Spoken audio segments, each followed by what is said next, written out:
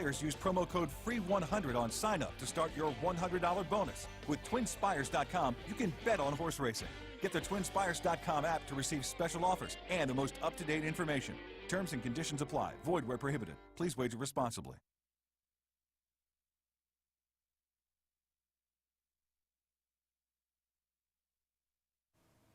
Just 20 minutes away from the opener on a beautiful Wednesday here at Horseshoe Indianapolis. I think it's safely to say that I speak for John and I that we are thankful that the busy Miss Rachel blessed us with her presence today on Wire to Wire. Certainly appreciative of one of the busiest women in the business joining us for Wire to Wire. So thank you, Rachel, as we kick off the card here on a Wednesday at Horseshoe Indianapolis before we send her off to Las Vegas again. My, oh my, I'm not jealous of Rachel on very many things, but continuing to go to Las Vegas on paid work trips, that is something I can certainly sign up for in the future. 9 of them will kick off the 50-cent pick 5 in race number 1. We'll go 5.5 furlongs. We will be on the firm turf course in races 3, 5, and 8 today. Some challenging races in this sequence. Some first-time starters mixed in with some horses with experience. This is a race that I found to be a little bit challenging from a picks perspective. 5.5 furlongs, not a lot to go on. The horses with experience haven't shown all of that much. In fact, the buyer top of those with experience is 48 with Forever Blessed, who's taking some action right now for Cipriano Contreras and Esquivel. Those two team up, and action's going to come. But it didn't come last time out. I mean, in the slop, went off at almost 13-1 in an 8-horse field after being bet down to under 4-1 on debut. That's the top selection in here, but I'm going to spread it out 1, 4, 6, and 7 for me as we kick off the card just 20 minutes away. We'll kick off that early pick 4 in race number 2 with another maiden special weight event, 5.5 furlongs. Very similar to race number 1. You've got some first-time starters mixed in with some horses with experience. A couple of scratches out of this one. The defections are number 8, Sharon's Grey Hope, and number 10, Tea Kettle in this spot. I thought long and hard about actually singling Rapunzel's song, but there's some others in here that just kept me away from that one. But the Karen Wittick trainee, Rapunzel's song, draws the inside rail, which is not ideal by any means. This is a horse who took a ton of action last time out. Went off at below even money after really showing absolutely nothing on debut over at Keeneland. Was bet down heavily, got back in with State Breds, and they got completely sawed off at the 8 pole. A troubled trip. I don't think they were ever going to win that day, as Go Baby Go was, Go Baby Gone Girl was long gone that day, but did finish well clear of Always Blossom. So Rapunzel's song, certainly a horse that I want to use. 1, 3, 5, and 7. I think Castle Magic certainly deserves a look, and don't leave out the Tony Granite's trainee and Fernando de la Cruz, as you heard Rachel talking about it. The Granite's gang could be sitting on a big day. 1, 3, 5, and 7 for me in race number 2. We'll head out to BA's turf course for the first time in race number 3. 1 mile the distance. Scratch 4, 10, and 11. 4, 10, and 11 out of this event. I thought it was completely wide open. Akamai, maybe a popular single for some. This is a horse who showed speed, tired late, second time out. But even though the horse ran great last time, 2 for 20. Now gets back in with state bred competition. It's a huge drop in class. But this is a horse who has kind of run good races all the time, but somehow finds a way to get beat on the line. So Akamai, certainly the horse to beat in this spot. We will try and do just that by spreading out with 2, 3, 5, 7, and 9 in race number 3. Race number 4, maiden special weight variety, going 5 furlongs in here. Scratch 4, 6, and 7. This one for the baby girls, 2-year-old fillies, going 5 furlongs in here.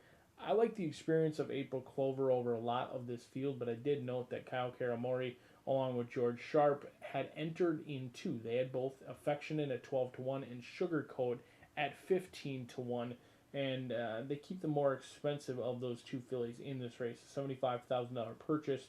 Sugarcoat, who's got some good breeding and some 5 furlong workouts as well. 5-8 for me in race number 4. We'll head out to that turf course again in race number 5. This is a brave single, in my opinion. 10-1 on the morning line. Likely to be singled. Also a win play for me. I'm going to key this horse in a lot of the trifectas and superfectas as well. Channel Z is a horse who has gotten better with each and every start. You look at those buyer speed figures. they're going in the right direction. I mean, this horse won the gallop out, was knifing through horses in the lane and closed good ground. I think it was a much better than it looked. Second place finish last time out, closed into some decent fractions. They break from the inside again. I think veteran rider Prescott will do an excellent job timing this one right with Channel Z, hopefully to get somewhere around 5-1 in this spot, as there could be some pace in this race. Up front, I think the motto is going to set some decent fractions early. Maybe the first time starter shows some speed, and likely your outside runner Royal Decadence is going to have their hands drawn with that post position number 12. They're going to assure an early pace for Channel Z, the 4-year-old by English Channel on Royal Ascot Week here at Horseshoe Indianapolis. Channel Z going to be the single at 10-1. We've got an excellent card for you. 8 races, 2 handicap events, and those handicaps in that late fire 5, they are the real deal. You can certainly spread out in races 5 and 7, in my opinion. I do think there's a standout single in Blue Light Special. I know Rachel talked about it being a 2-horse event. I'm going to try, while I recognize it looks like a 2-horse event, I'm actually going to pick one of the 2, and hopefully I am right. We'll spread out in races 5 and 7, hopefully get a price. As we're just 15 minutes away from the opener on a beautiful Wednesday here in Shelbyville, Indiana, John G. Dooley's made his way up to the announcer's booth. He's set to go over the scratches and changes. The horses making their way to the paddock, and hopefully you'll be making your way to the winner's circle to collect plenty of money as we go throughout the day with 9 races carded. Best of luck. All right, cheers, Brian. Racing analyst Brian Aragoni with his thoughts and analysis on the soon starting 50-cent early pick 5 here with the low 11.99% takeout. So once again, good afternoon. Hello now from the broadcast booth. Track announcer John G. Dooley. Great to have you with us. Main track fast. Turf course rated firm. Again, this race week rail set at 24 feet with a crosswind here. Fast and firm.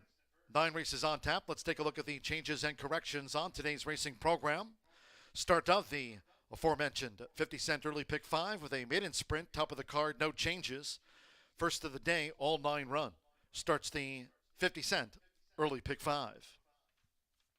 From the second race maiden sprint, scratch the 8, Sharon's Grey Hope, and the 10, Tea Kettle. Second race starts the 50-cent early pick 4. Scratch the 8 and number 10. No jockey changes. Number 2, Miss Diamond Rich, £1 over. To the third race we go, Turf Mile. Scratch the 4, Baker's Man. 10, Wire the Cash, and 11, Grandin Bay. Third race, Course Firm, rail at 24 feet. Scratch from the Turf Mile, the 4, 10, and number 11. To the fourth race we go. Maiden Juvenile Fillies Sprint. Start to the 50-cent late fire 5 with the low 11.99% takeout on the pick 5s here this season. Scratch the 4, Stay Faithful. 6, Peggy's Way, and the 7, Affectionate. Fourth race, a Maiden Juvenile Fillies Sprint. Scratch the 4, 6, and the number 7. Race 5 of today's carded 9. Maiden Turf Mile, scratch the 7, Wim Hof. And the 13, Son of Thunder. A couple of scratches. Scratch the 7, Wim Hof. And 13, Son of Thunder. Number 8, Great Coolness, a jockey change to Orlando Mexica. Orlando Mexica will ride number 8, Great Coolness debuts. 3, Hilton Head, should be listed in your program as being a gelding. Hilton Head, the 3, a gelding. 9, Drama Critic. The ownership should read Janice Whittam's. Whittam Thoroughbreds LLC, Janice Whittam is the principal. In the 6th race, one of our 2 handicaps on the day. This the Fillies division for the Hoosier Breeders Sophomore Handicap. For the 3-year-old fillies over the mile and a 16th. Scratch the 3, Heaven and Earth, and the 5, Wildcat Justice. Scratch the 3 and number 5. No jockey changes. 6, Corningstone. The ownership should read 5, Phillies Stable LLC, and Ballios Racing of Bruce Mahler. Bruce Mahler, the principal of Ballios Racing Stable. Ownership of record for the 6, Corningstone. That's a program correction. 8, Classy Dream, £1 over. Makes the weight 119 there. Scratch the 3 and number 5. After the 3-year-old fillies division, the Colts and Geldings division of the 7th race, the Hoosier Breeders Sophomore Handicap. Over the mile and a 16th, scratch 3, Secreto de Amor. Note the 13, Monumental Justice, draws in. Monumental Justice, the number 13, will run. Scratch number 3, Secreto de Amor. No jockey changes. Couple of overweights. 2, Secret Rendezvous. 1 pound over. Number 12, Anchorman. 2 pounds over. This the Colts and Geldings division of the Hoosier Breeders Sophomore Handicap. Following the handicaps, race 8, it's back to the turf for the Phillies Mares Turf Mile. 8th race due at 6:07 p.m. Scratch the 6, Good Penny. Number 6, Good Penny has been scratched. The 1, Stepper. A change of rider to Relu Gutierrez. Relu Gutierrez in to ride the 1, Stepper, in the Phillies Mares Turf Mile. Last of the day, race 9, will close with a quarter horse allowance over the 350 yards. Fast track crosswind. And in the 9th, no scratches, no jockey changes, overweights reported. 2, Miri V plus 5 pounds. 3, Just One Concept, 3 over. Number 6, A Hard Habit to Break, plus 3 pounds. 7, Pandemic Beach, 5 over. And number 9, Sorcerer's Stone, and 1 pound to the listed program weight, makes it there 129 with Oscar Macias on 9, Sorcerer's Stone. No scratches, no jockey changes. Partly cloudy skies at this hour. Main track fast. Turf course rated firm, rail set at 24 feet for our turf races with a crosswind here. We'll have the opening maiden sprint to start the 50-cent early pick 5 off in 9 minutes time at the bottom of the hour. Make it a great day with us here at Horseshoe Indianapolis.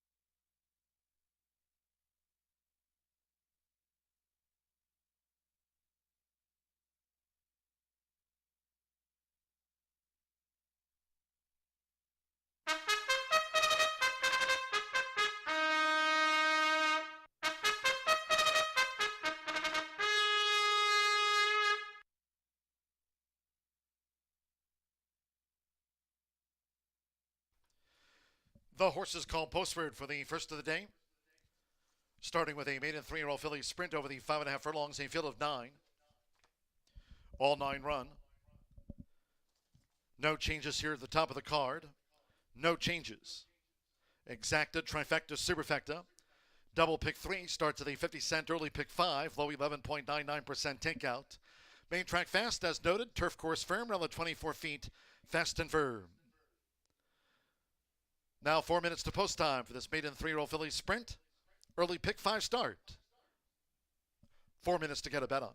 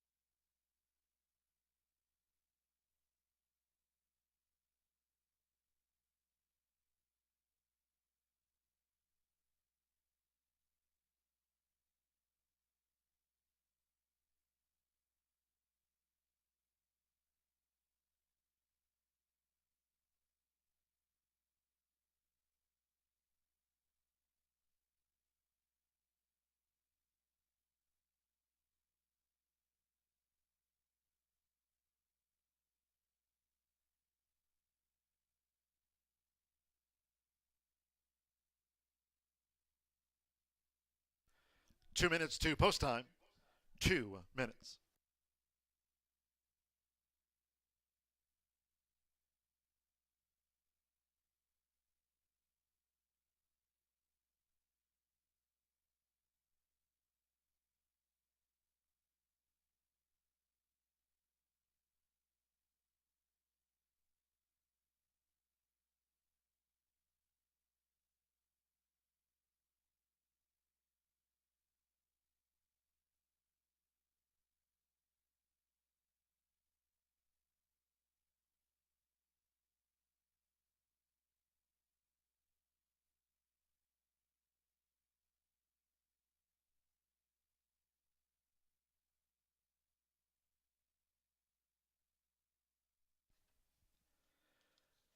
Nearing the bottom of the hour. 1 minute away from post time for this opening maiden 3-year-old filly sprint. Starts the 50-cent early pick 5 from Horseshoe Indianapolis. Low 11.99% takeout on the pick 5s here this season. Fast and firm. 1 minute to post time. 1 minute to the maiden.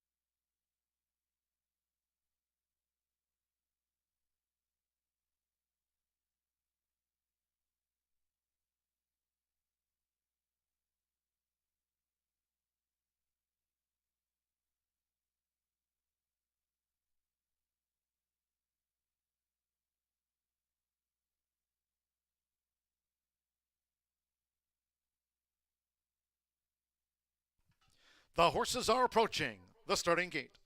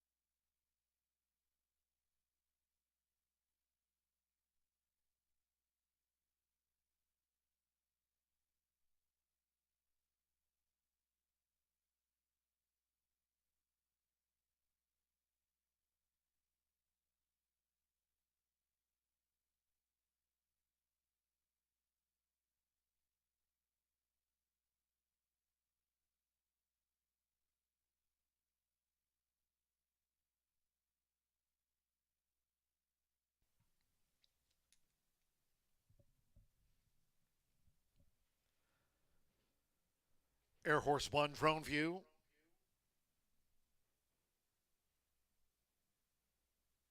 Arriving at the gate, it is now post time. They're going in.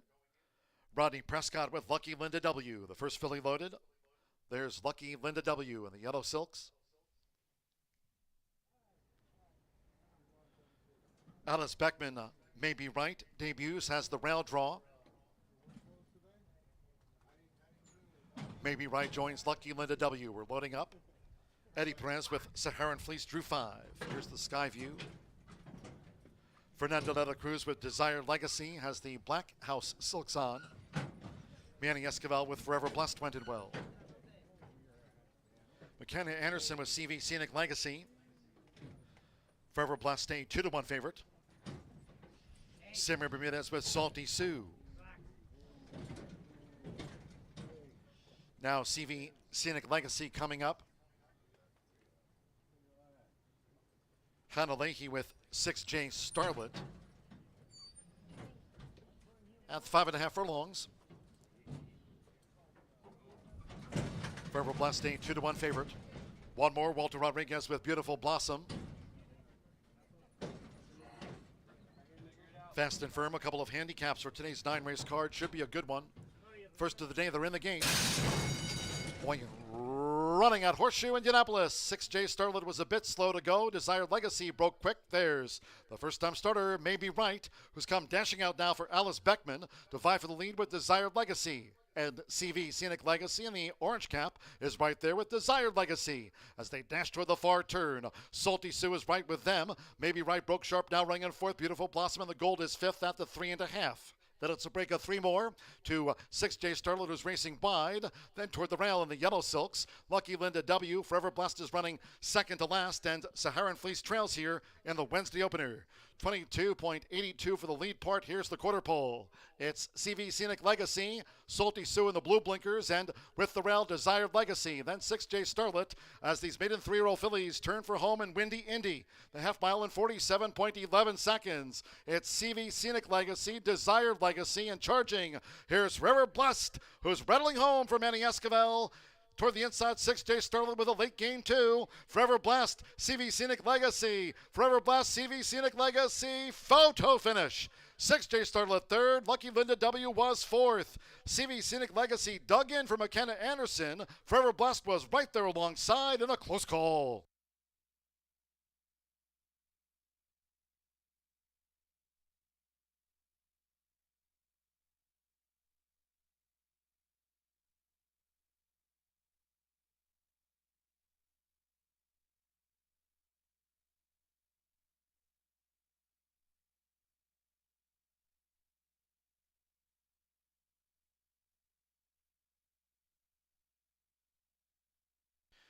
.106.81 after the maiden. 106.81 seconds. It is a photo finish. Hold all tickets.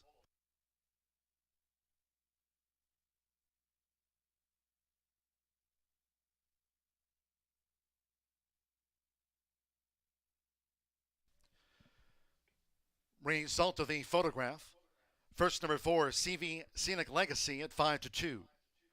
Number 6, Forever Blessed, 5-2, just missed. Hold all bets, there's an objection into the stretch run. 8, 6J Starlet at those 17-1 odds, third unofficial. 2, Lucky Linda W at 6-1, fourth. Jockey's claim of foul. Hannah Leahy on the 8, 6J Starlet has claimed foul. On McKenna Anderson riding for CV Scenic Legacy, alleging interference in the stretch run of the maiden. Once again, this is a jockey's claim of foul. Hannah Leahy on 8, 6J Starlet, the unofficial third place filly, claiming foul against McKenna Anderson. On the unofficial first place horse after a photo, the 4 CV Scenic Legacy. Jockey's objection, it's under steward's review. Hold all.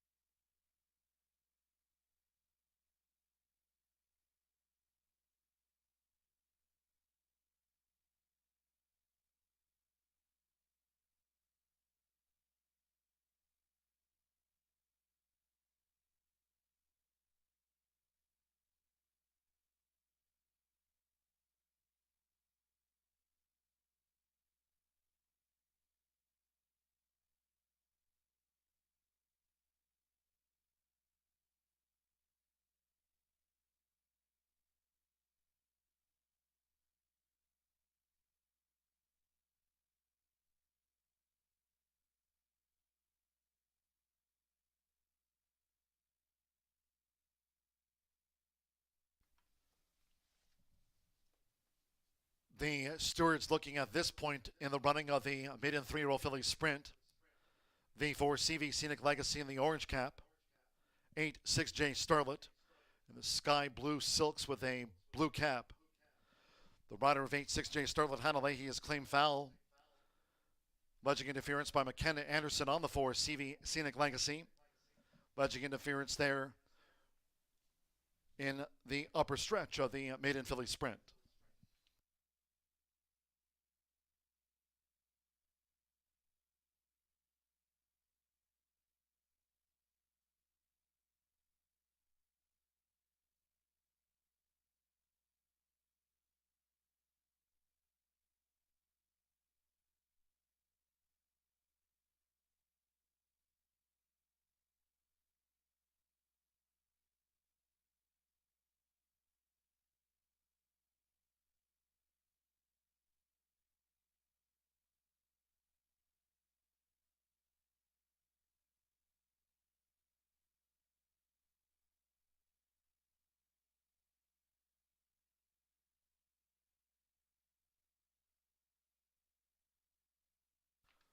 Looking here at jockey McKenna Anderson in conversation now with the Horseshoe Indianapolis stewards. They're reviewing the run and upper stretch here, adjudicating this foul claim lodged by Hannah Leahy on 8 6J Starlet, the unofficial third place horse.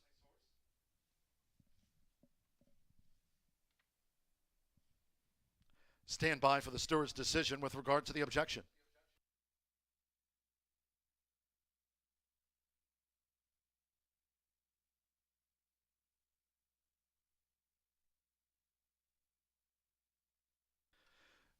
Your attention, please.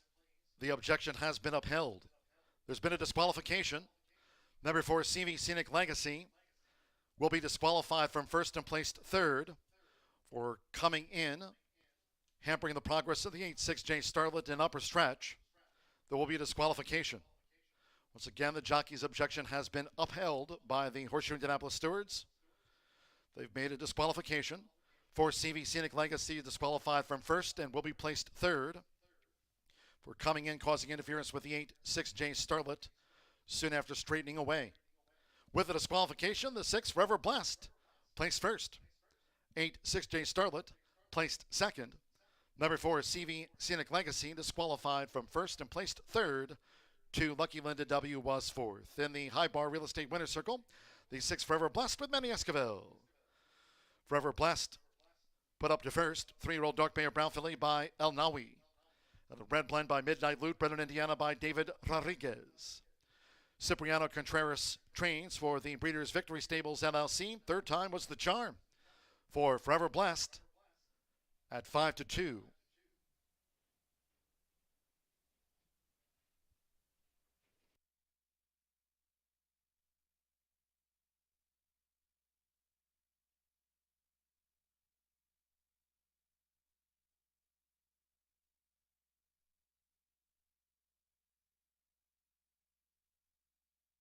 Result official.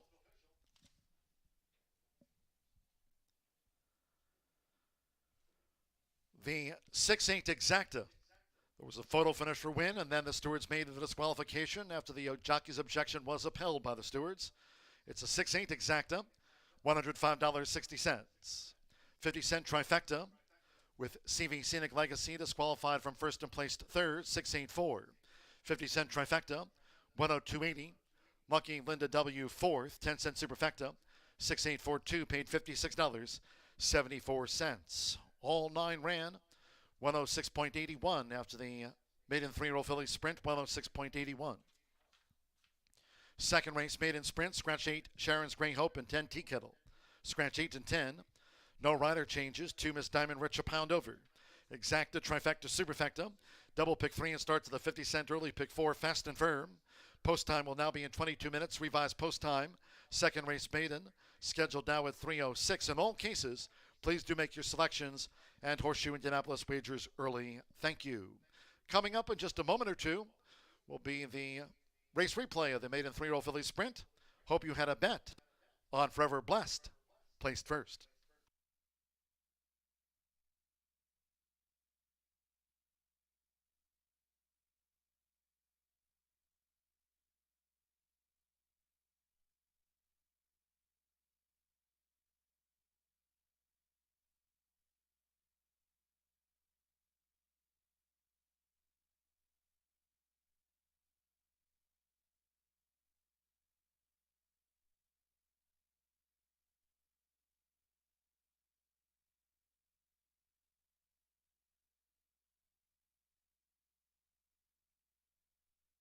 To the day they're in the game.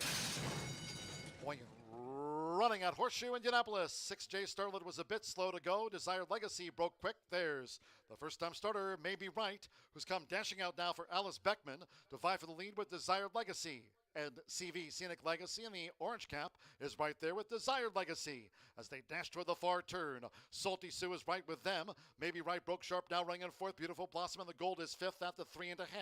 Then it's a break of 3 more to 6J Starlet, who's racing wide. Then toward the rail in the yellow silks. Lucky Linda W. Forever Blessed is running second to last. And Saharan Fleece trails here in the Wednesday opener. 22.82 for the lead part. Here's the quarter pole. It's CV Scenic Legacy, Salty Sue in the blue blinkers, and with the rail, Desired Legacy. Then 6J Starlet as these maiden 3-year-old fillies turn for home in Windy Indy. The half mile in 47.11 seconds. It's CV Scenic Legacy, Desired Legacy, and charging. Here's Forever Blessed, who's rattling home for Manny Esquivel. Toward the inside, 6J Starlet with a late game, too. Forever Blessed, CV Scenic Legacy. Forever Blessed, CV Scenic Legacy. Photo finish. 6J Starlet third. Lucky Linda W. was fourth. CV Scenic Legacy dug in for McKenna.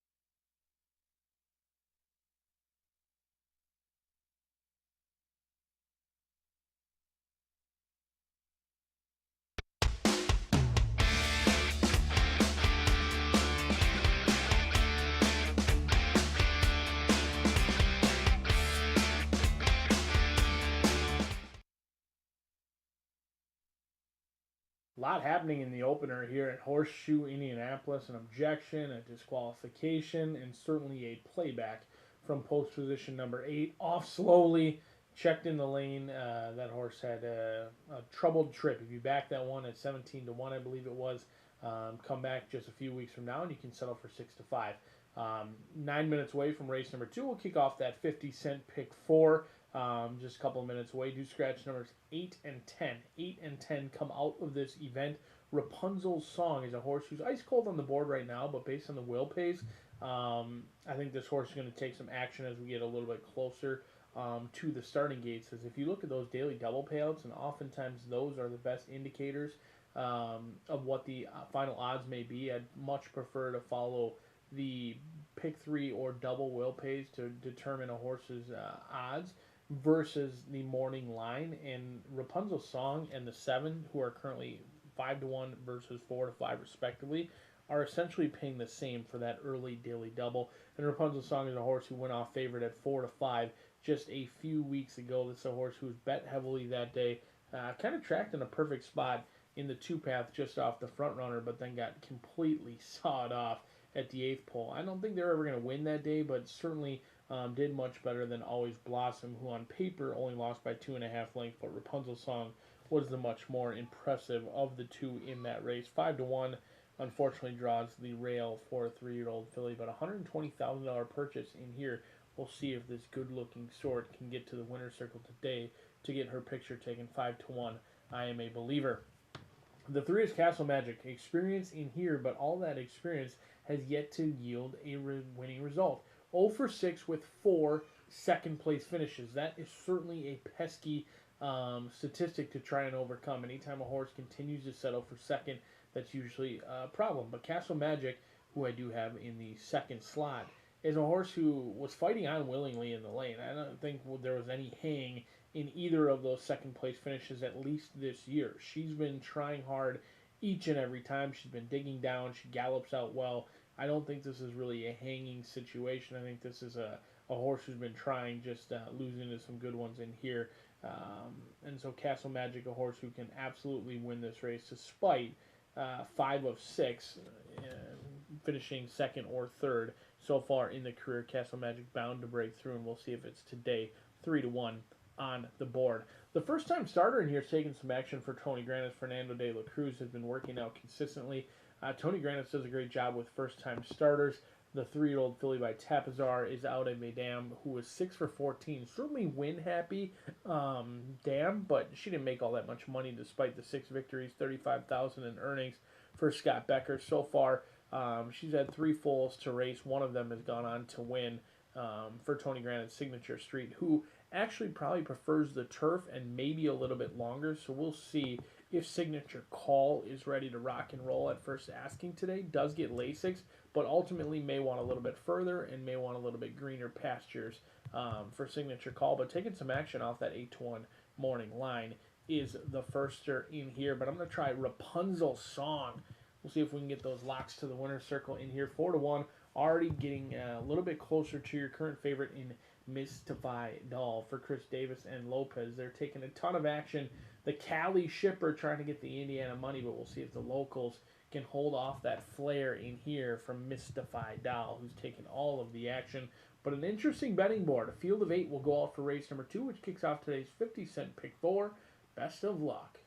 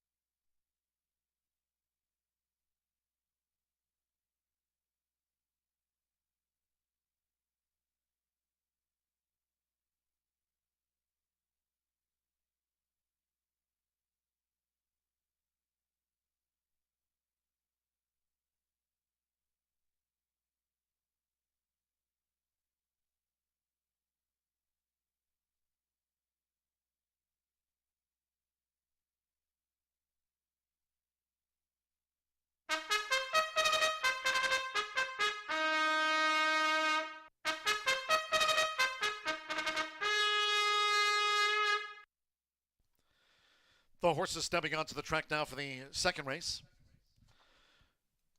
This maiden distaff sprint over the 5.5 furlongs, a field of 8. A couple of scratches take out the 8 Sharon's Grey Hope and 10 Tea Kettle. Scratch the 8 and number 10 from the race card. No jockey changes. Number 2, Miss Diamond Rich, a pound over. Makes the weight there, 125. Exacta, trifecta, superfecta. Double pick 3 starts at the 50-cent early. Pick 4 on parade. Fast and firm. 3 minutes to post time. 3 minutes.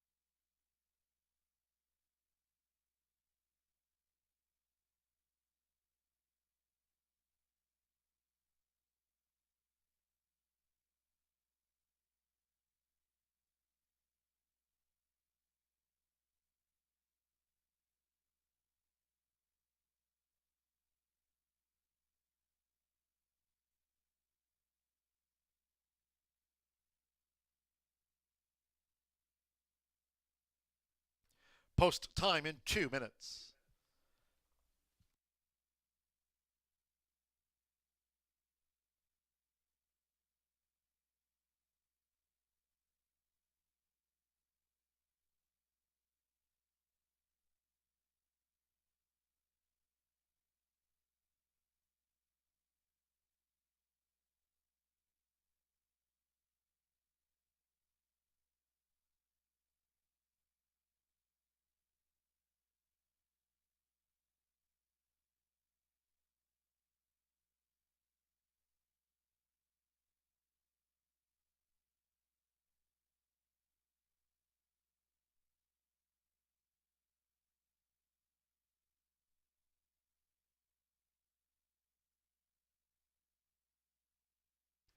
Add 1 minute to post time for this second race made in Philly Sprint.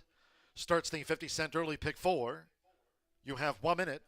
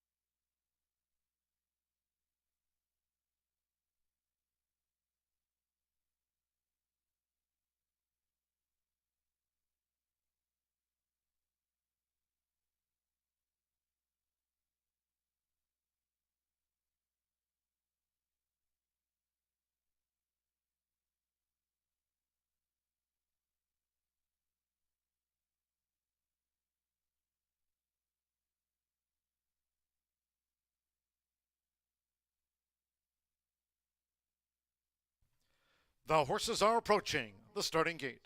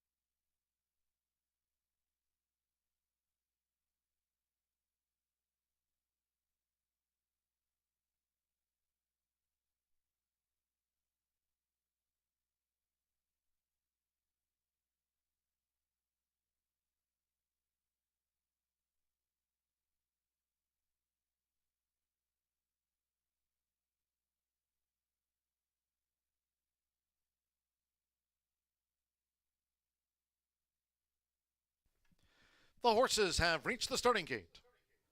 It is now post time. Loading in front of starter Ray Kuick.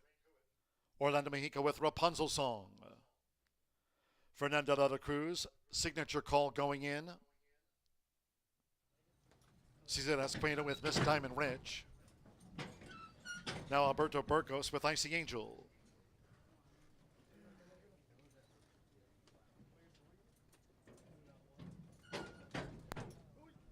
Eddie Perez, Castle Magic coming up. Castle Magic drew 3. 2-1 favorite, Mystified Doll. Jose Lopez for Chris Davis, Mystified Doll. Josh Morales with Darnell in the Purple Silks. And 5.5 furlongs, so stand by one more. Marcelino Pedroza Jr. with Always Blossom. The maiden opener went at 106.81, plus we had a DQ. Seconds of the day all in line. And they're off. Miss Diamond Rich broke slow. Castle Magic broke quick. There's Rapunzel Song, who comes running from the rail now for Orlando Mexico to take the front. It's Rapunzel Song who leads to the first furlong and a half from a close-up Castle Magic. Then it's Icy Angel with Mystified Doll in between horses. And on the outside, Always Blossom as they head toward the far turn.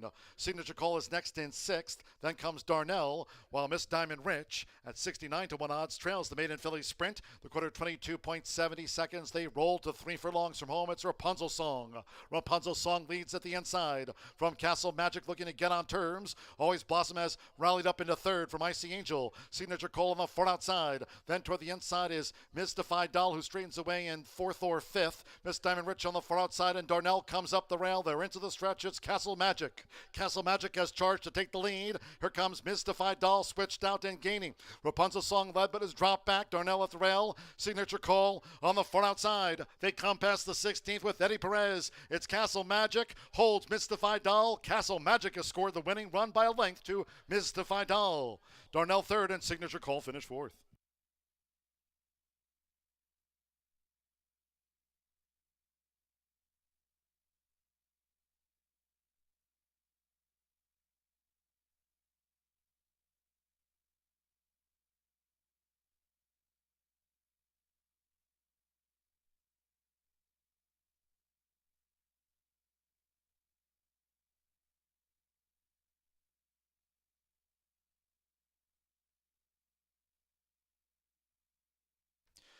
$105.75. After that, maiden filly sprint, 105.75.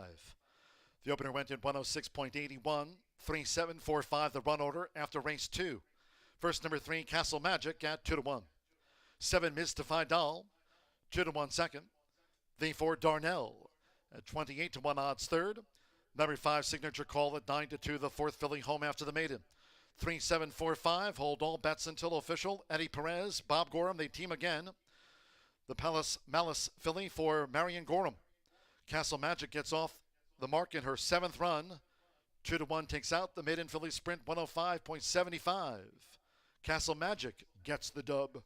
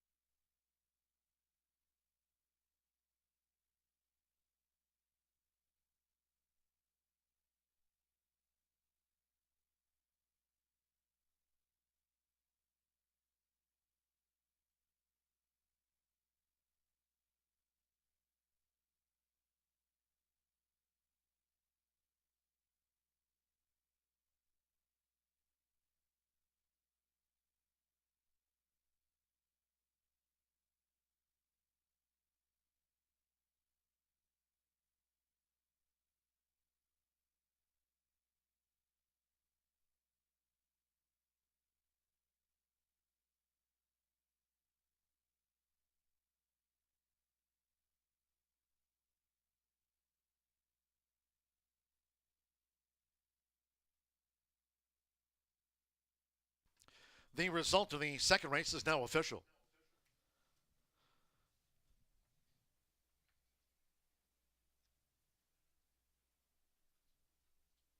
Leading into the high bar real estate winner's circle, number 3, Castle Magic, was always traveling well for Eddie Perez. Castle Magic is a 3-year-old bay filly by Palace Malice. Out of the Midnight Loot Mare, Prettier Every Day. Bred in Indiana by Mr. and Mrs. Christopher Stephen Hancock, her Indiana breeders. Bob Gorham trains for Marion Gorham, teaming again with Eddie Perez.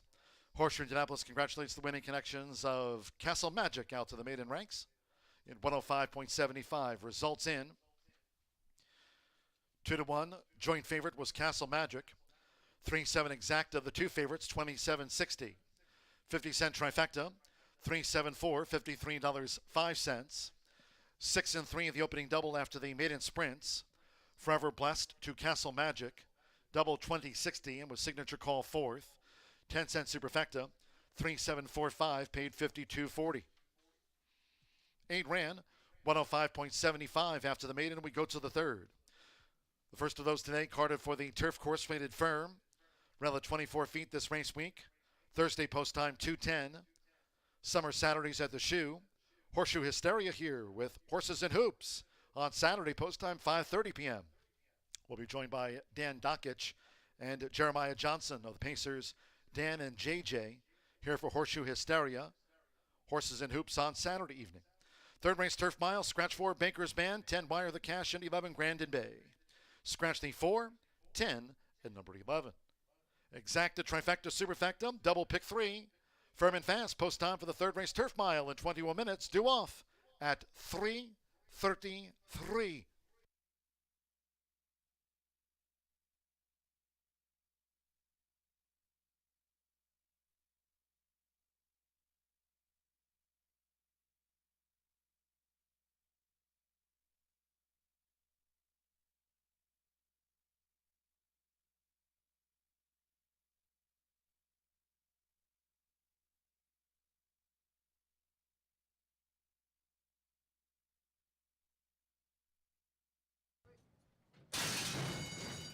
And they're off. Miss Diamond Rich broke slow. Castle Magic broke quick. There's Rapunzel's Song, who comes running from the rail now for Orlando Mejica to take the front. It's Rapunzel's Song who leads to the first furlong and a half from a close-up Castle Magic. Then it's Icy Angel with Mystified Doll in between horses. And on the outside, Always Blossom as they head toward the far turn.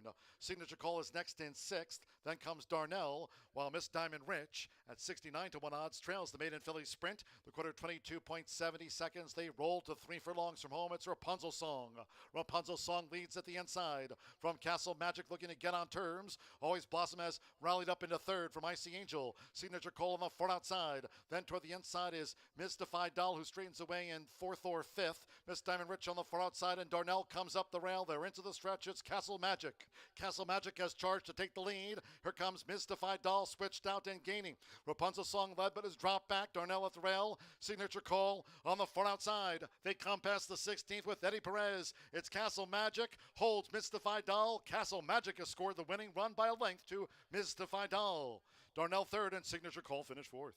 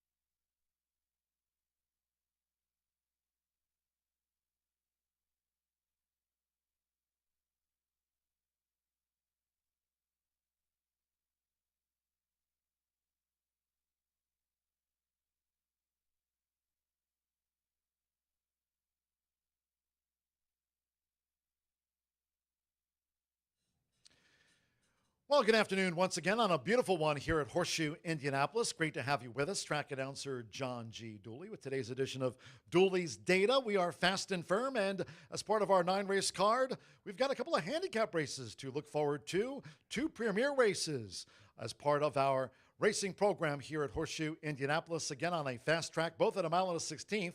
And we're talking about the Hoosier Breeders Sophomore Handicaps today. Race number 6 for the fillies. 7th race will be for the Colts and Geldings there in the Hoosier Breeders Sophomore Handicap. So some stats with regard to our premier races here today at Horseshoe Indianapolis, talking about the Hoosier Breeders Sophomore Handicaps. They began back in 2009, and both records were set the first year.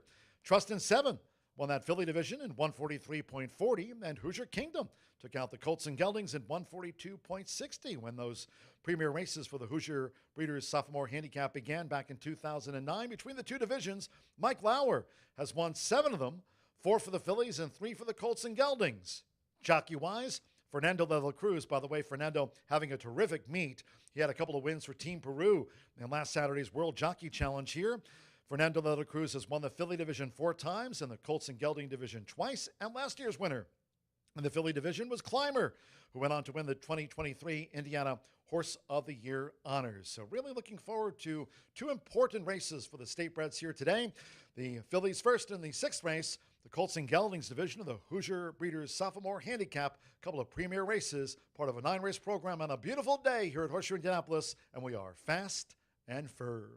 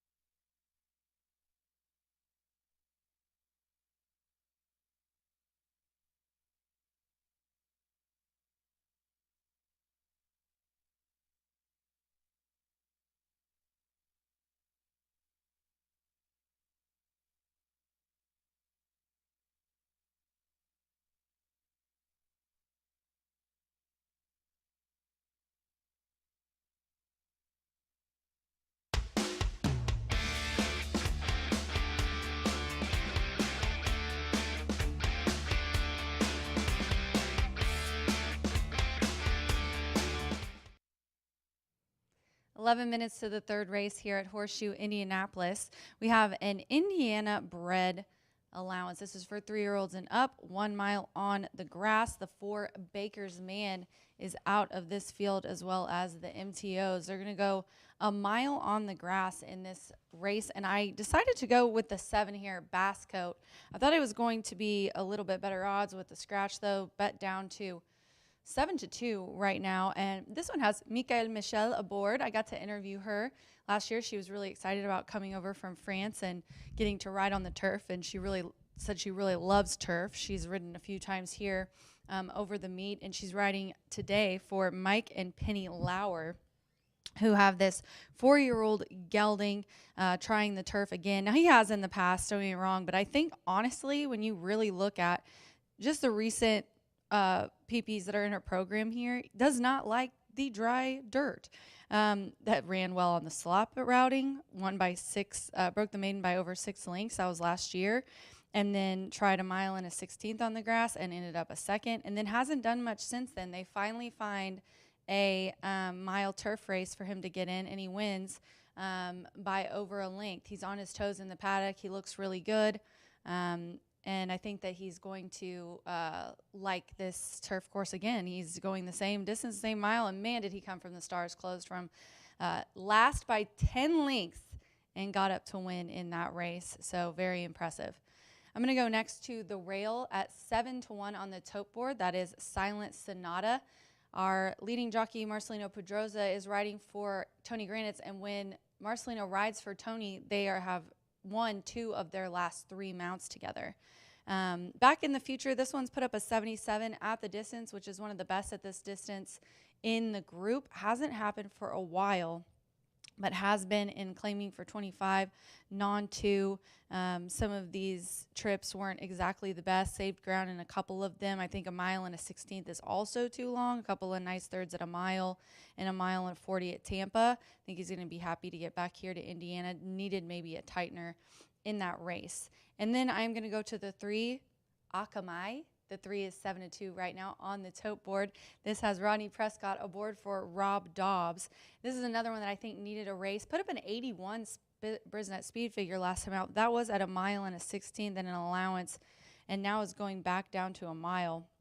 In the past, has put up some decent speed figures that are comparable to the others in the past at a mile on the turf, but definitely I think maybe needed one. It was an 8. I don't really know what happened. Just kind of gave way. I mean, this horse looked like maybe chased it too much, gave too much at the beginning of the race to try to keep up with a quick pace, and then ended up kind of just tiring out there at the stretch. For the first race, that was a pretty fast one. But I do think that this horse is going to improve off that last race, and the speed figures do look good. He looks good in the paddock too. 7-1-3 for me. The HBPA pick of the day today is Basscoat, the 7.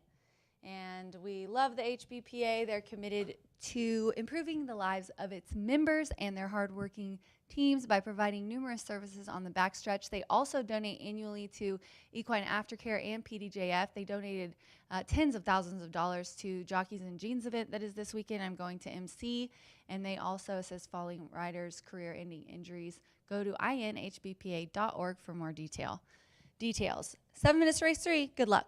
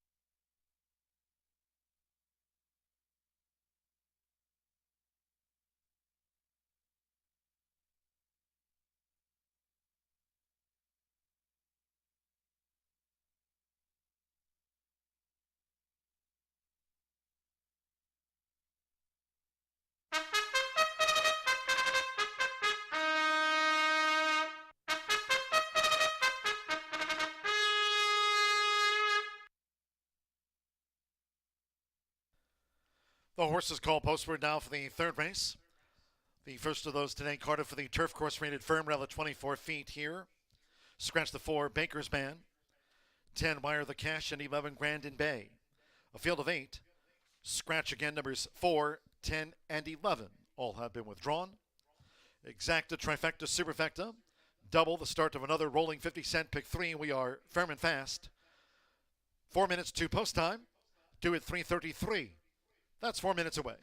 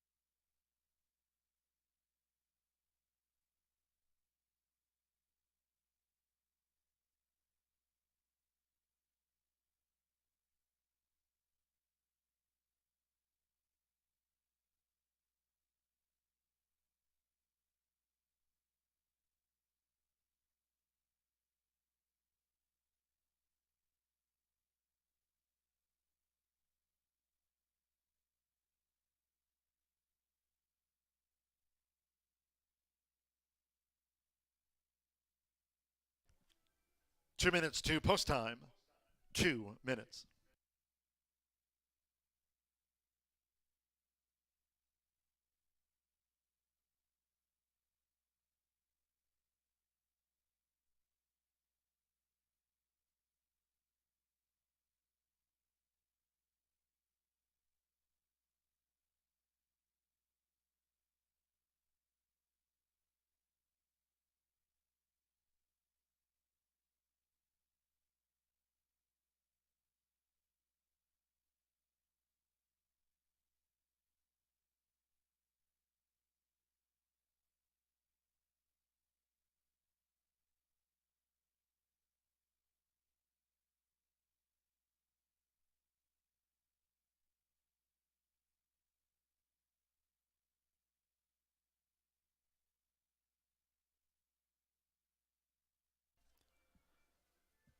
We are now just 1 minute away from post time for the Turf Mile.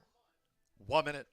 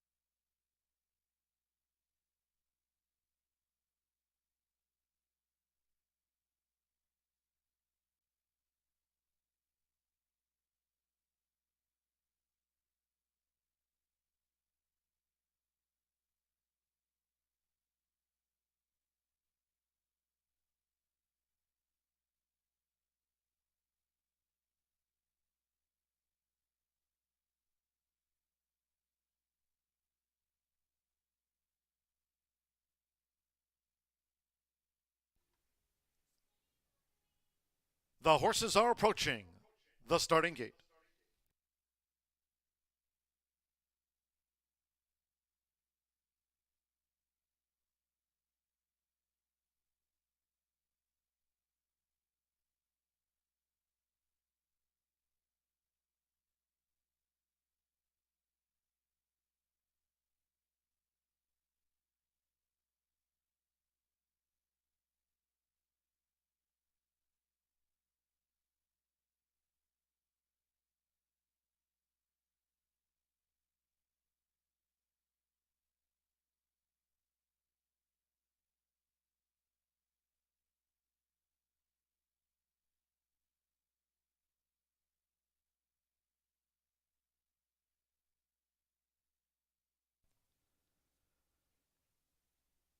Crossing over to the turf course near the mile start. Air Horse 1 drone view going over.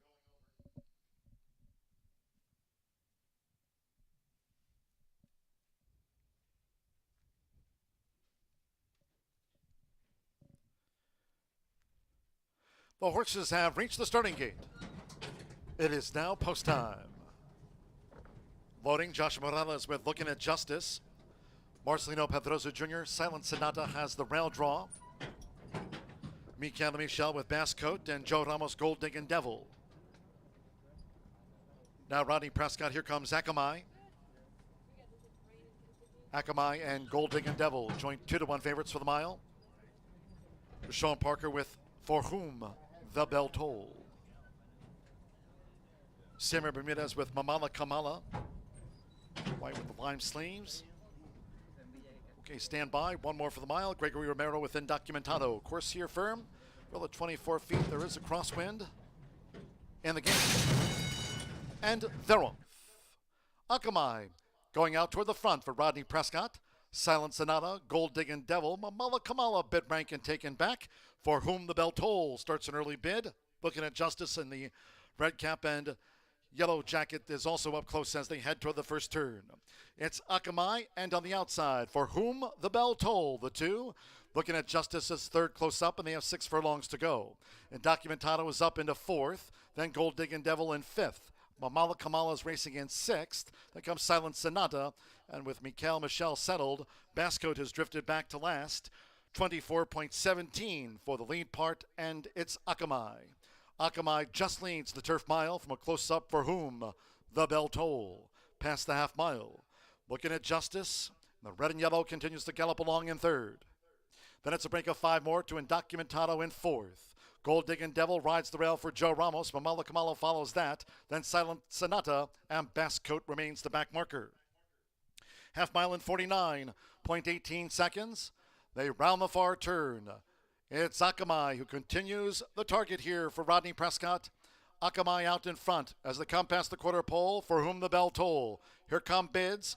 Looking at Justice. Right there on the outside, Gold Digging Devil. Indocumentado coming with a sweep. Silent Sonata up the rail. Bascoat's in traffic in the green cap. Here comes Indocumentato's charge. Akamai toward the inside. Silent Sonata, Bascoat, and on the outside, Gold Digging Devil. They come past the 16th. It's Akamai determined. Akamai toward the inside. Akamai for Rodney Prescott over Indocumentado after the mile.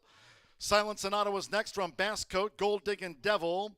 Looking at Justice flat into the home run. Mamala Kamala and a tired For Whom the Bell Toll.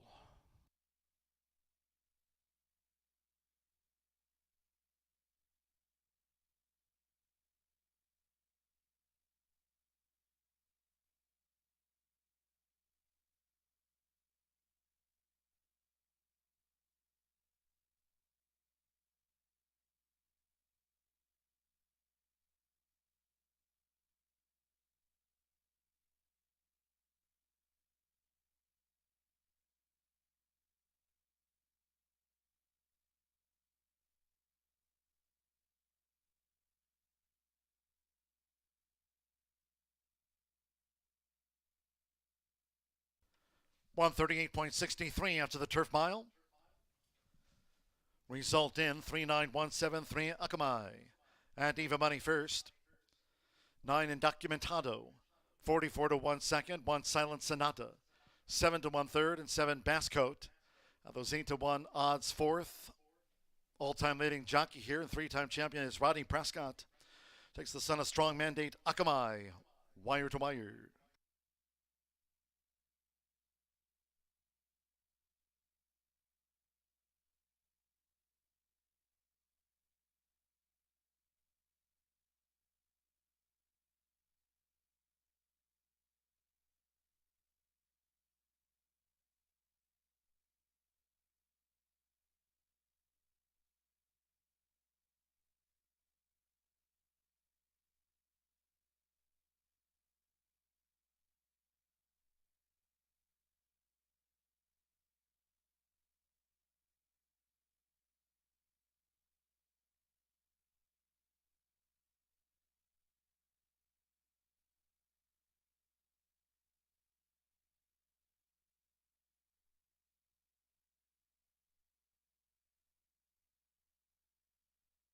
Result official.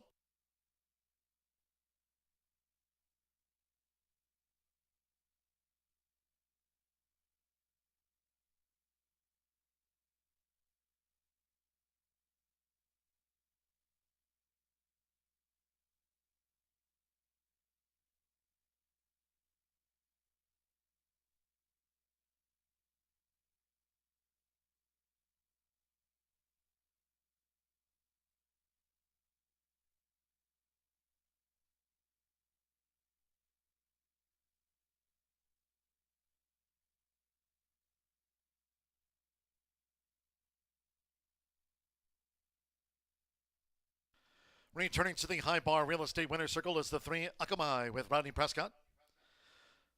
Akamai is a 6-year-old big gelding by Strong Mandate out of Pleasant Mate by Pleasant Tap. Bred in Indiana by owner Gregory Zemsky, trained by Bob Dobbs Jr. Horseshoe Indianapolis congratulates the winning connections of Akamai. Takes out the Turf Mile in front-running style. Paid even money favorite.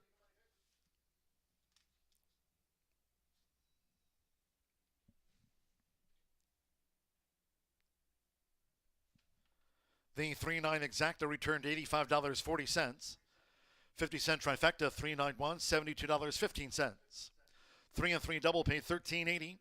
First pick 3 of the day.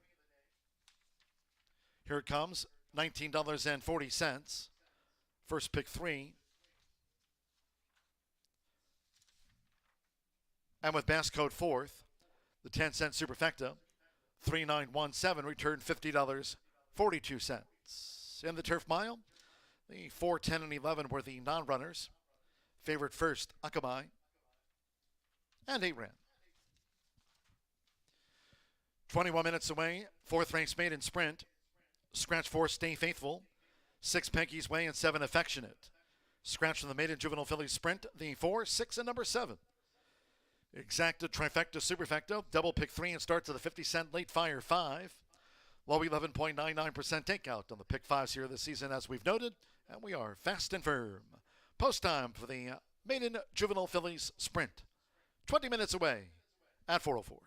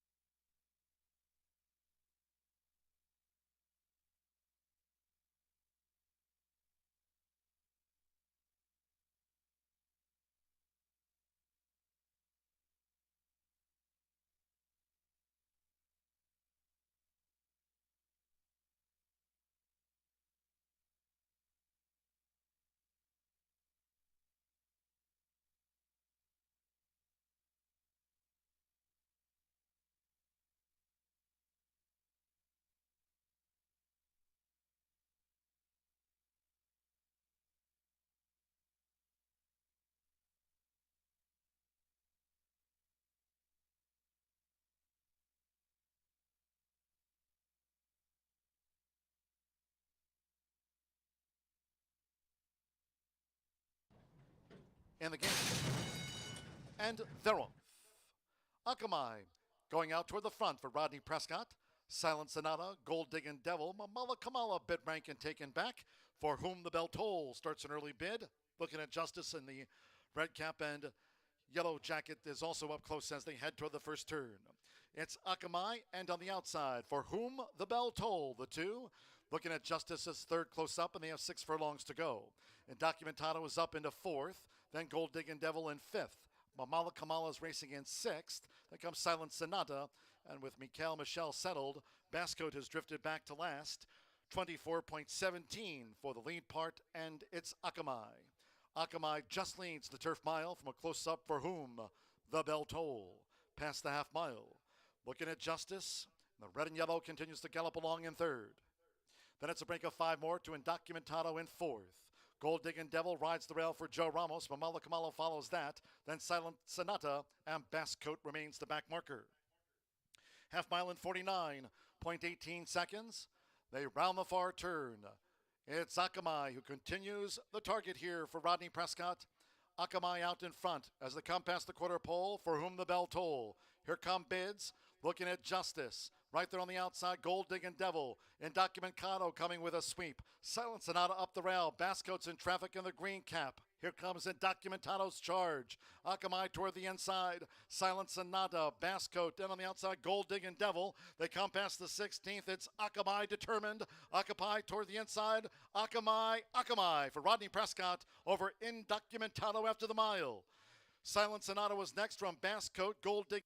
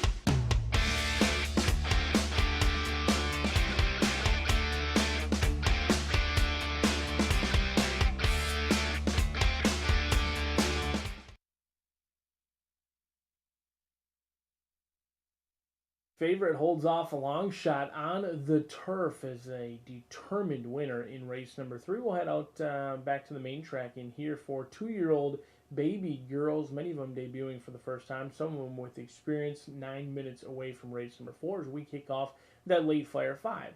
Now, some tracks change their takeout, whether it's the early pick 5 or the late pick 5. Not here at the Shoe. We keep our takeout one of the lowest in the nation, whether it's the early or the late fire. 11.99%, no jackpots in sight here in Indiana land. 9 minutes away from race number 4, 5 furlongs the distance. We've got some firsters along with some horses with experience, and I'm going to favor those with experience in here in April Clover. A 2-1 on the morning line was bound to be shorter than that, with 3 scratches or defections out of this race. Leaves us with a field of 7, currently even money on the board for your Hall of Fame trainer in Steve Asmussen. The 2-year-old filly by Matoli is bred to be fast, win early, and win plenty in here. Joe Ramos and Steve Asmussen have been very good so far on this meet, not only winning at a high rate, but also winning at some decent prices. Usually when you think of Steve Asmussen, a Hall of Fame trainer, and winning at 36%, you wouldn't think that he's brought home some prices. It won't be the case in this race, but they have brought home some value as well. This is a horse who really didn't get bet much on debut at all in a Churchill Downs 4.5 furlong sprint. Went off at 12-1. His closing act was the real deal and certainly lived up to the hype.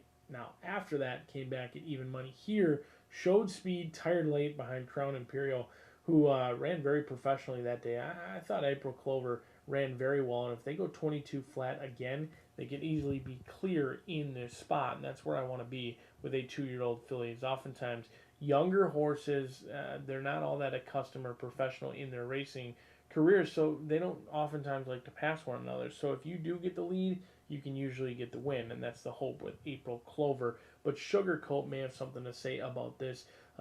Prestigious owner George Sharp, who's had success all around the country, whether it's Oklahoma, Texas, California, Indiana, Kaio Karamori, sends this first-time starter out. They saw enough of this 2-year-old filly by Constitution to pay $75,000 at the Keeneland sale out of Kalahari Cat, who had plenty of success on the main track as well as on the dirt as well. She won over $50,000 on the main track and then won $50,000 as well on the turf, and she's been a pretty darn good broodmare as well. 9 of her 13 foals have gone on to win with a 16% win rate at first asking, and is actually a sibling to, or a full sibling to Independence Hall, who made over $881,000 in earnings, was certainly classy and was owned by Eclipse Thoroughbreds. Independence Hall being a full sibling by Constitution and Kalahari Cat. So I expected the money to come in a little bit. Frankly surprised that they got this one with the breeding for $75,000. Could be a steal in here. To Sean Parker going to be aboard 8-1 on the board, as the money has not come in like the breeding may suggest for George Sharp, at least at this point. 8-1 on your firster. Another one with experience but a tough post is Intermittent Fast, something that I'm not accustomed to. As you can tell, I don't fast very often, but hopefully this horse is awfully quick. John Ennis sends this one out. Another $75,000 purchase at the Keeneland sale. They take the blinkers off. Now, that's a little bit of an unknown for me. The first 2 starts did come with the blinkers. You see it oftentimes with younger horses. Now they're going to break from the outside. Herd going to have to do a good job pulling on that left rein to make sure she doesn't break outward towards that outside rail, and the blinkers come off today. Debuted on closing day at Keeneland in the mud, then shipped over to Churchill where they showed speed. Not much finish that day. We'll see if the third track can yield some success. 7-2 on the board. But we kick off the late fire 5 just 5 minutes from now. I'm going to use the top 2 selections in my late fire 5. I'll spread out in races 5 and 7. Race 5 and 7 are where I think you need to spread. We've got a couple of handicap races coming up in this featured late fire 5. We've got the Hoosier bred sophomore handicap for both the boys as well as the girls. In race number 6, I'm going to try and get a single home. I think Blue Light Special is the real deal. I had my questions last time out, and all those questions were answered. This was an uber impressive performance on May 18th. Indiana bred who's taken on Open Company, and not only taken on Open Company with success, but actually got bet at against Open Company as well, which doesn't happen all that often. I think Blue Light Special is the standout single in this late fire 5s. The riders getting the leg up, making their way onto the track just 4 minutes away from the late fire.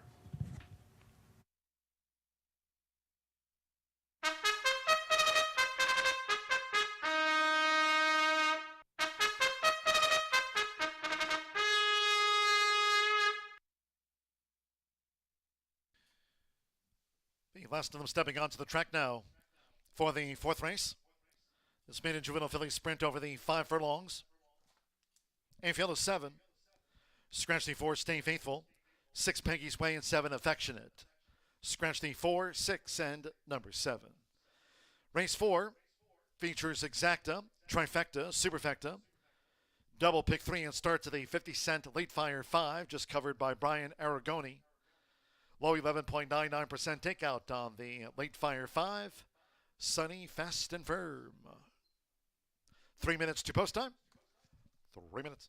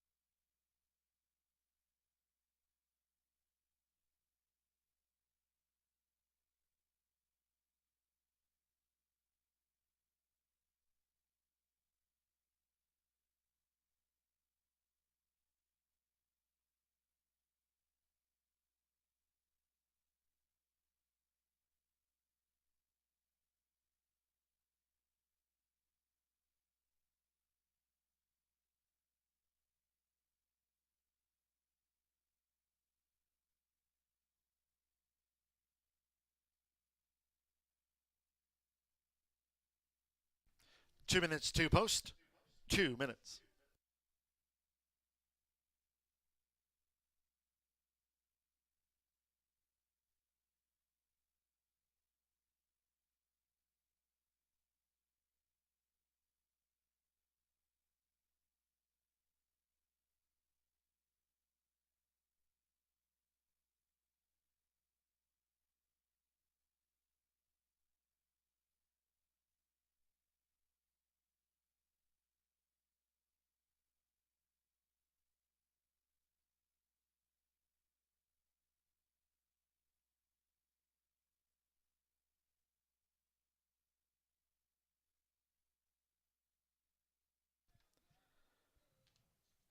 We've now drawn to within 1 minute to post time for this maiden juvenile filly sprint. Starts the 50-cent Late Fire 5. Fast and firm. 1 minute.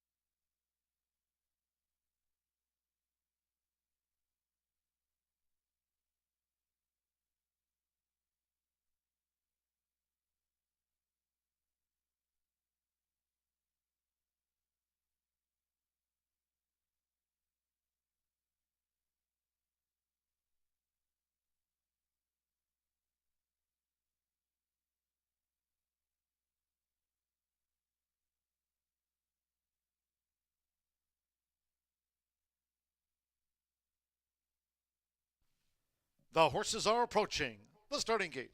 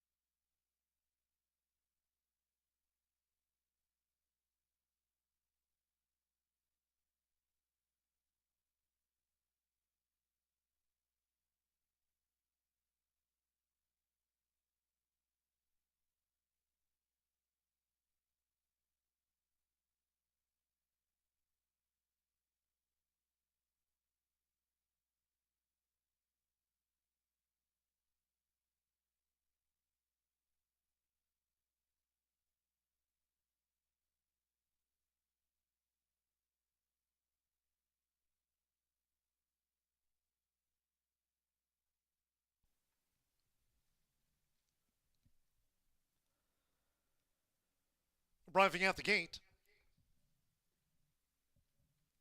it is now post time. Looking here at Tyler Hurd, which twice started intermittent fast. At 5 furlongs, intermittent fast was the first filly in.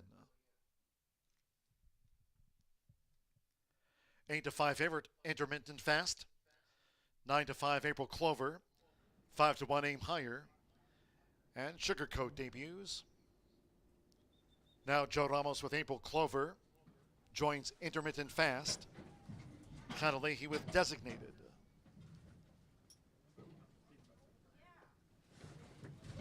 Sean Parker, here's Sugarcoat in the royal blue. Debuts. Another newcomer, Perfect Manhattan. Rodney Prescott riding for a double after Akamai's Turf Mile win.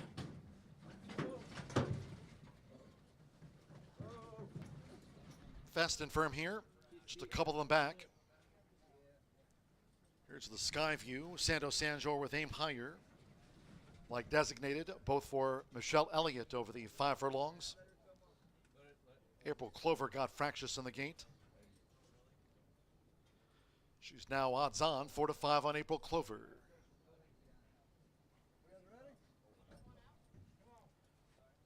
Joe Ramos getting reset on board April Clover, white with the burnt orange star. Ready now for Aim Higher coming up. So intermittent fast was the first filly in. At 5 furlongs, here's Aim Higher. Given a 6-1 chance. 4-5 on April Clover. One more, Sammy Bermudez with Green Grace. It's the start to the late Fire 5 on a sunny and windy Wednesday here at Horseshoe, Indianapolis. 4-5 on April Clover. Green Grace going in. All in line.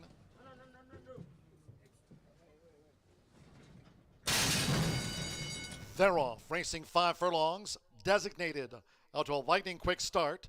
There's intermittent fast, who was first loaded and up and after the lead, and April Clover is right there flashing her speed too. It's on the outside, intermittent fast with April Clover between horses, and designated holds her position with the rail. As they roll to 3 furlongs from home, intermittent fast has now taken the top with Green Grace in the purple cap running in 4th through the far turn. Aim Higher's running in 5th. Then comes Perfect Manhattan and Sugarcoat as these maiden 2-year-old fillies race to the top of the stretch. 22.75 for the lead part with Tyler Hurd.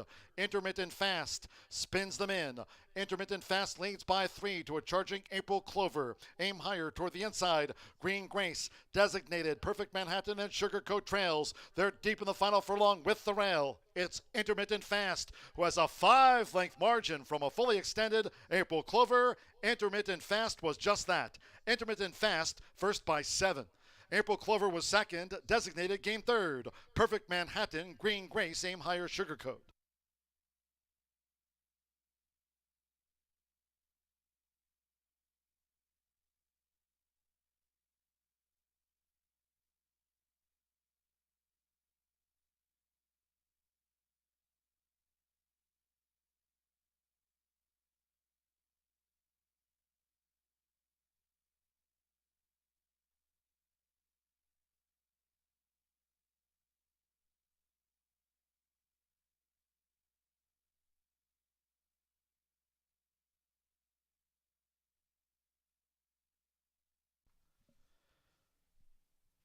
$58.78 for the maiden juvenile fillies dash. 58.78. It's 10-5, 1/4 as a photo.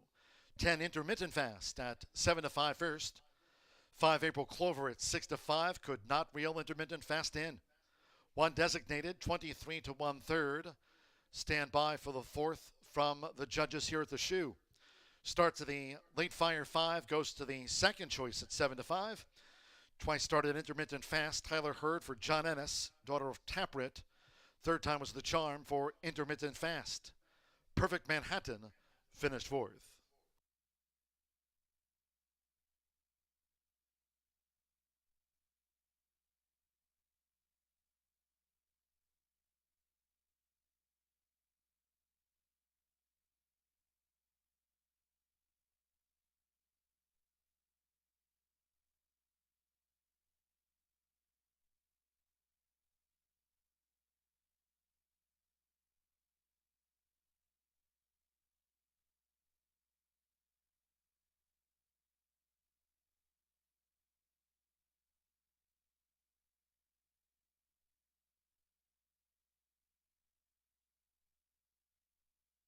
Returning to the High Bar Real Estate Winner's Circle is the 10 Intermittent Fast with Tyler Hurd.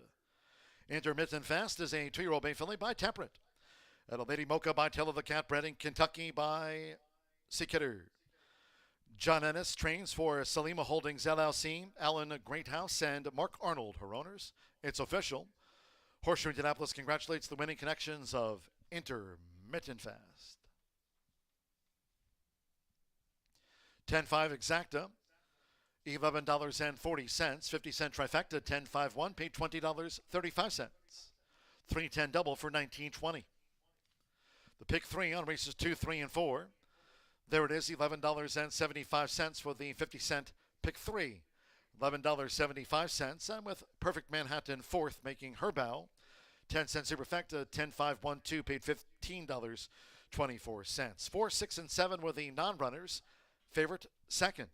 7 ran 58.78 after the maiden juvenile filly sprint, 58.78.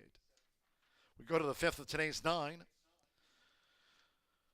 And from the maiden turf mile, scratch the 7 Wim Hof and 13 Son of Thunder. Scratch the 7 and number 13. 8 Great Coolness, ridden by Orlando Mexica. Jockey change, Orlando Mexica will ride the first-time starter. He's by English Channel, the 8 Great Coolness in the maiden turf mile. Orlando Mexica rides the 8. 3 Hilton Head is a gelding.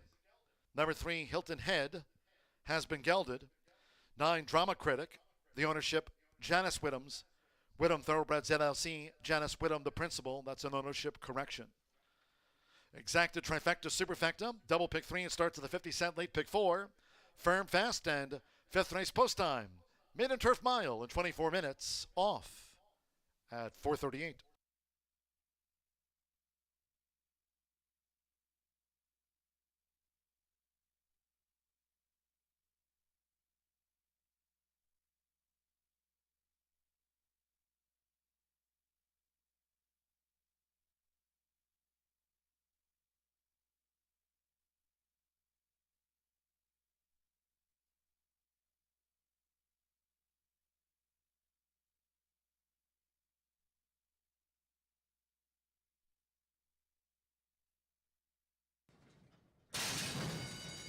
They're off, racing 5 furlongs, designated out to a lightning quick start. There's Intermittent Fast, who was first loaded and up and after the lead, and April Clover is right there flashing her speed too. It's on the outside, Intermittent Fast with April Clover between horses, and Designated holds her position with the rail. As they roll to 3 furlongs from home, Intermittent Fast has now taken the top, with Green Grace in the purple cap running in 4th through the far turn. Aim Higher's running in 5th. Then comes Perfect Manhattan and Sugarcoat as these maiden 2-year-old fillies race to the top of the stretch. 22.75 for the lead part with Tyler Hurd. Intermittent Fast spins them in. Intermittent Fast leads by 3 to a charging April Clover. Aim Higher toward the inside.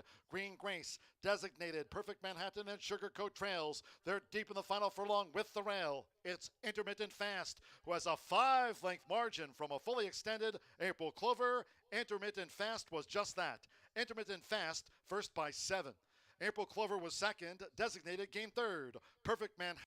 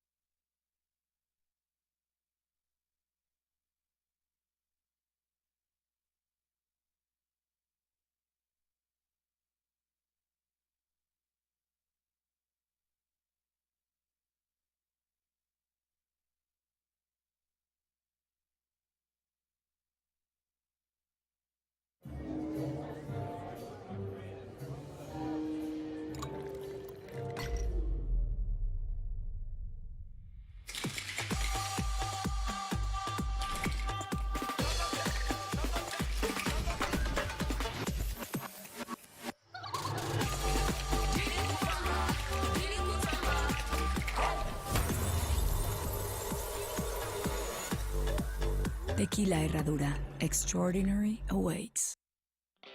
Feel the excitement with TwinSpires.com, the official betting partner of the Kentucky Derby and Breeders' Cup.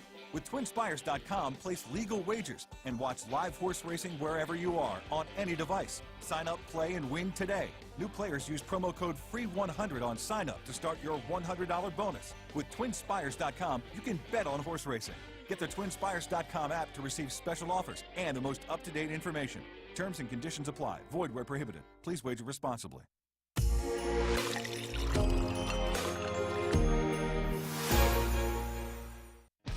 Kick off your Independence Day celebrations with a one-of-a-kind drone show Monday, July 3rd at Horseshoe Indianapolis. Horse racing begins at 2:30, featuring live entertainment, food trucks, family fun activities, giveaways, and more.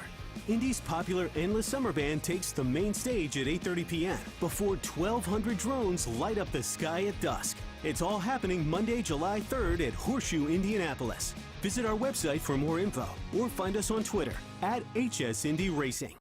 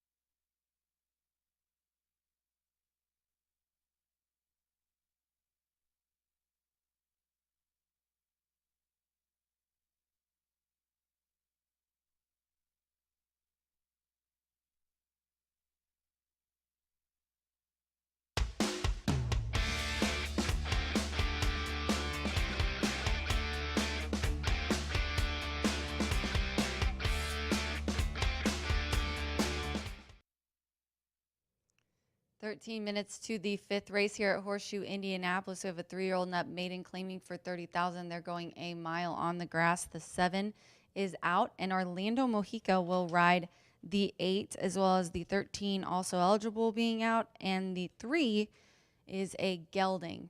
Right now, the 12 is the 2-1 favorite, and that is my top selection, Royal Decadence. Joe Talamo riding for Kenny McPeak, and Kenny is 21% when he's going from maiden to maiden claiming, and this one is making that drop. Has tried a couple of races here, maiden special weight-wise, at today's distance of a mile, and then again, last out was a mile and a 16th. That mile race got bumped. I'm not sure what the deal was last time, but I do think he just needs a little bit softer company, which he's going to find here today. This is also a key race in that it is third off the layoff. This horse is making its 5th lifetime start, still trying to get in the money at least. I think we'll be able to win today out of this group.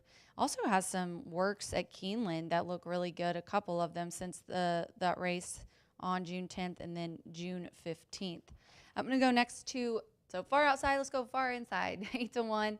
I'm going to go with Channel Z, Rodney Prescott. Looking for 2 in a row. He did win the last race. He's riding here for Tracy Wisner.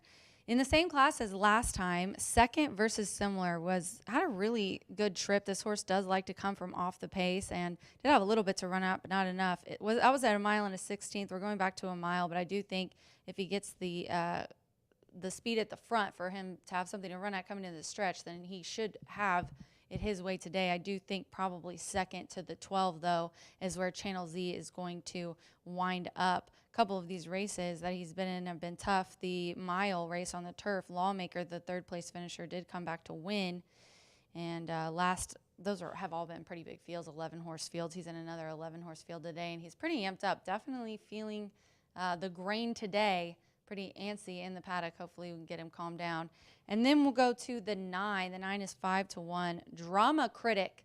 Drama Critic gets Yoel Navis aboard for Ian Wilkes. Ian Wilkes has this one making its third race here in Indiana for the 2023 meet, and he's 21% was the beaten favorite. Now, this horse last time, you could just throw a line through that. That was a race that I think he probably could have won, but he was checked pretty hard and dropped back after that, taking himself out of the race and ended up last. But we're going back down to a mile, and if you look at that May 9th effort at maiden claiming for 30 at today's distance, he was only beaten a neck, missed the head bob to Money War and was the better's favorite in that race as well. I think he's in a little bit tougher than he has been in the last couple, so I gave him a cut of it to finish out my trifecta. 12-1-9 for me here in the 5th. In the next race, the 6th, we do start our handicaps. We've got the Hoosier Breeder Sophomore Stakes coming up after this. Good luck.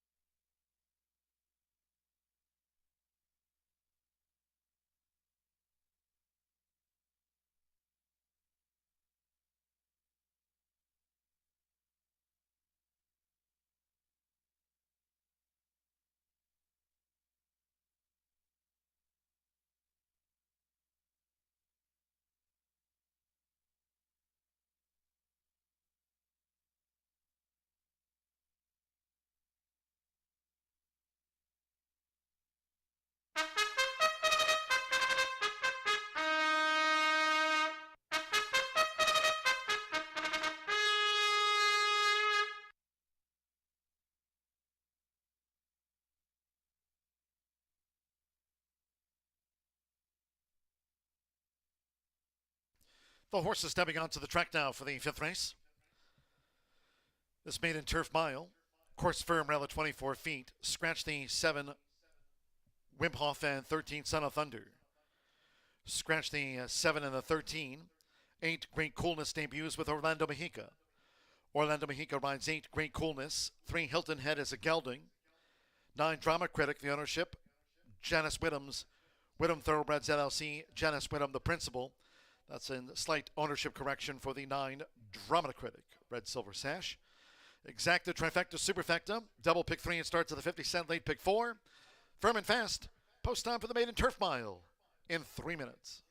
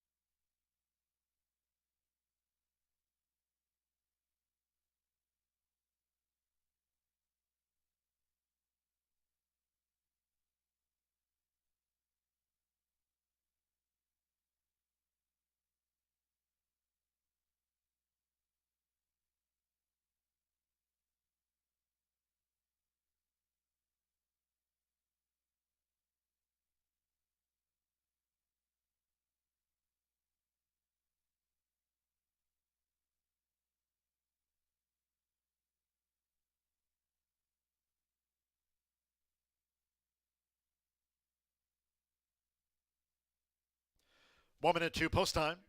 Start to the 50 cent late pick 4 with the maiden turf mile. Firm and fast. You have 1 minute.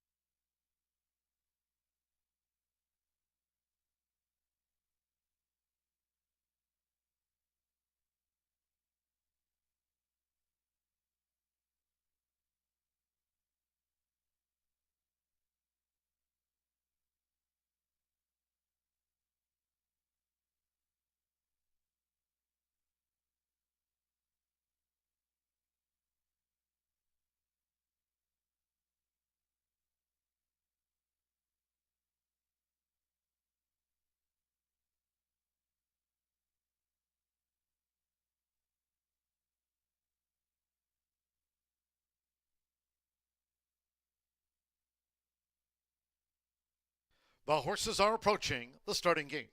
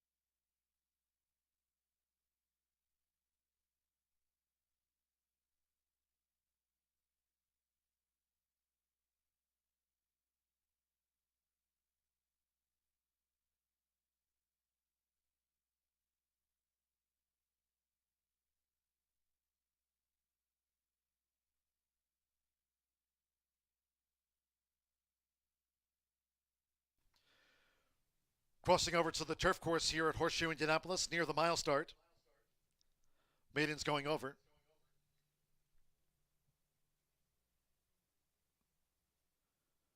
At the gate it is now post time. Channel Z first in, Rodney Prescott. On the Wednesday scoreboard, Manny Esquivel with Conrad the Red.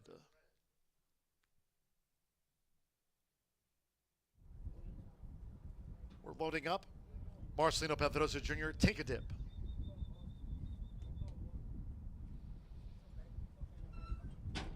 Now Take a Dip has joined Channel Z and Conrad the Red.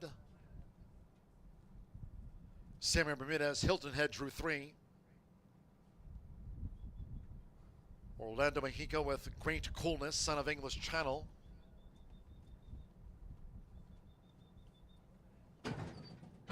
Great Coolness in. Hilton Head.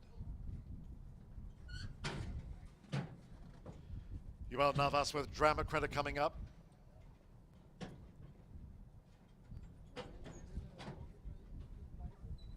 Luan Machado with Lola's Bow. Joe Ramos tricolors in. Eddie Perez with the Motto drew 5. Fernando de la Cruz, Bayou Chrome, so stand by at the mile. One more, Joe Telemo with Royal Decadence. 2-1 favorite, Royal Decadence. Here comes the 5th. All in. And they're off. Nearest the inside, Take a Dip with Channel Z. Hilton Head is prominent in the early stages with the Motto. Here comes Great Coolness, who starts a bit as they make their way toward the first turn. It's Hilton Head. So Hilton Head, a long odds front runner from the Motto. Great Coolness and toward the inside after breaking sharply. Take a Dip is 4th out to the stretch. Drama Critic starts to gain 4 wide and Royal Decadence is 5 deep and they have 6 furlongs to run. Out in front, it's Hilton Head. So Hilton Head dictates terms to a close-up the Motto. Great Coolness in 3rd. Take a Dip is saving ground with Drama Critic and wide Royal Decadence making this backstretch run. Channel Z settles with the rail, then Tricolor next from saving ground. Bayou Chrome nearing the half-mile pole. Lola's Bow with on the outside Conrad the Red racing a joint last. The first 2 of 8 furlongs, 23.85 seconds. It's Hilton Head. Hilton Head continues to be the target here at those 24-1 odds. Clocked a half mile in 48.63. The Motto and Great Coolness both close up. Hilton Head leads around the far turn from the Motto. Great Coolness and on the outside, Drama Critic in this leading quartet. Royal Decadence being asked to pick up now from 5th. Then to the inside is Take a Dip in 6th. Tricolor is wide 7th. Channel Z is 8th as they come for home. We trail back then to Bayou Chrome, Conrad the Red, Lola's Bow. It's the Motto who sweeps outside of Hilton Head. Great Coolness is spying a gap in the black blinkers. On the outside, Drama Critic, and Tricolor is charging hard with a stand side rally. 3/4 went past in 112.64. It's Great Coolness who hit the front for Orlando Mexica. For Louis Roussel III, Great Coolness. Great Coolness out to the maiden ranks by 4. Tricolor was 2nd, Channel Z 3rd. And then Bayou Chrome with Drama Critic, Conrad the Red, they were next home.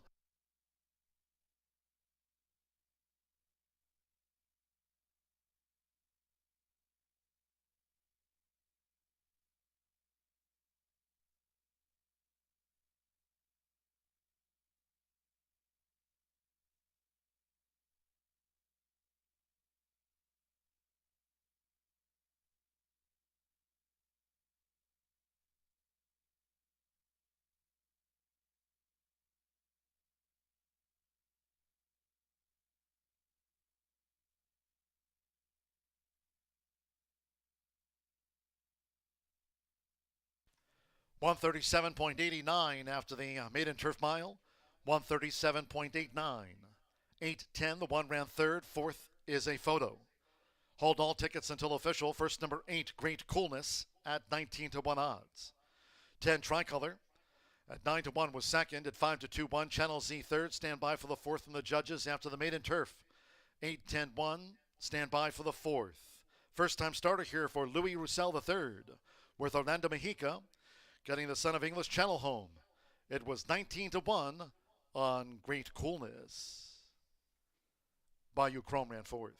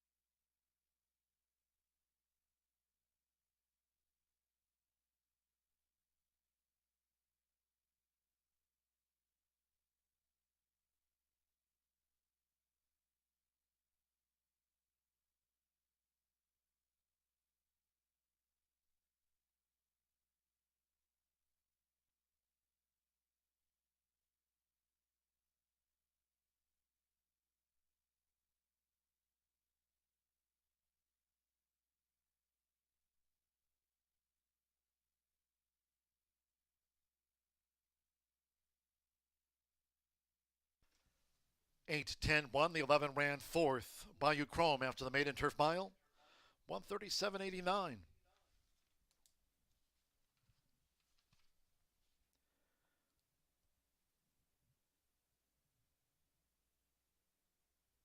It's official.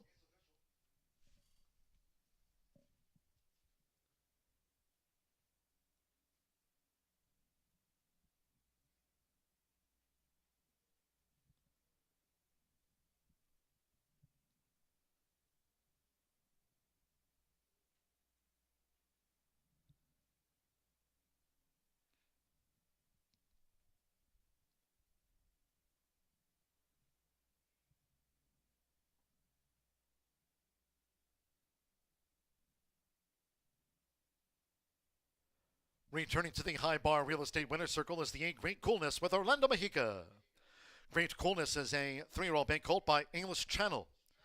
Out of Ransom Red by Red Rocks. Bred in the Pelican State by Adcock's Red River Farm LLC and Jay Adcock for Louis Roussel III. Horseshoe Indianapolis congratulates the winning connections of Great Coolness. Paid $40 to win. Son of English Channel after the maiden turf mile.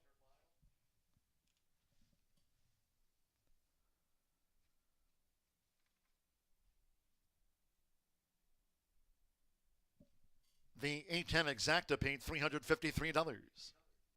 50-cent trifecta, 810-1, 420, 420. 10-8 double, $62.20. Early pick 4, $189.55, 4-4. 10-cent superfecta, $763.12. Pick 3, $44.35. 50-cent early pick 5, $961.10 after the low 11.99% takeout. Early pick 5, 5 of 5.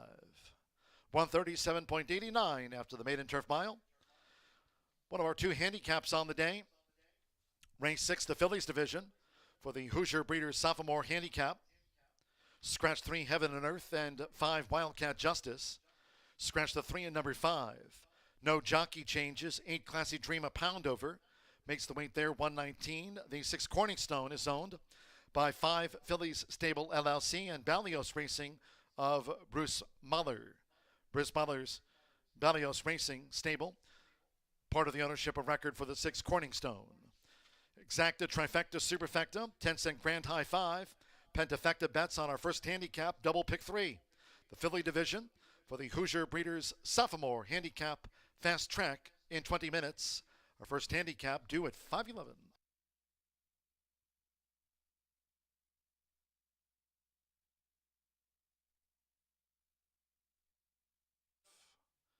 Nearest the inside, take a dip with Channel Z. Hilton Head is prominent in the early stages with the motto. Here comes Great Coolness, who starts a bit as they make the way toward the first turn. It's Hilton Head. So Hilton Head, a long odds front runner from the motto. Great Coolness end toward the inside after breaking sharply. Take a dip is 4th out to the stretch. Drama Critic starts to gain 4 wide, and Royal Decadence is 5 deep, and they have 6 furlongs to run. Out in front, it's Hilton Head. So Hilton Head dictates terms to a close-up the motto. Great Coolness in 3rd. Take a dip is saving ground with Drama Critic and Wide Royal Decadence making this backstretch run. Channel Z settles with the rail, then Tricolor next from saving ground. Bayou Chrome nearing the half-mile pole. Lola's Bow on the outside. Conrad the Red racing a joint last. The first 2 of 8 furlongs, 23.85 seconds. It's Hilton Head. Hilton Head continues to be the target here at those 24-1 odds. Clocked a half mile in 48.63. The motto and Great Coolness both close up. Hilton Head leads around the far turn from the motto. Great Coolness and on the outside, Drama Critic in this leading quartet. Royal Decadence being asked to pick up now from 5th. Then to the inside is Take a Dip in 6th. Tricolor is a wide 7th. Channel Z is 8th as they come for home. We trail back then to Bayou Chrome, Conrad the Red, Lola's Bow. It's the motto who sweeps outside of Hilton Head. Great Coolness is spying a gap in the black blinkers. On the outside, Drama Critic, and Tricolor is charging hard with a stand-side rally. 3/4 went past in 112.64. It's Great Coolness who hit the front for Orlando Mexica. For Louis Roussel the 3rd. Great Coolness. Great Coolness out to the maiden ranks by 4. Tricolor was 2nd, Channel Z 3rd. And then Bayou Chrome with Drama Critic.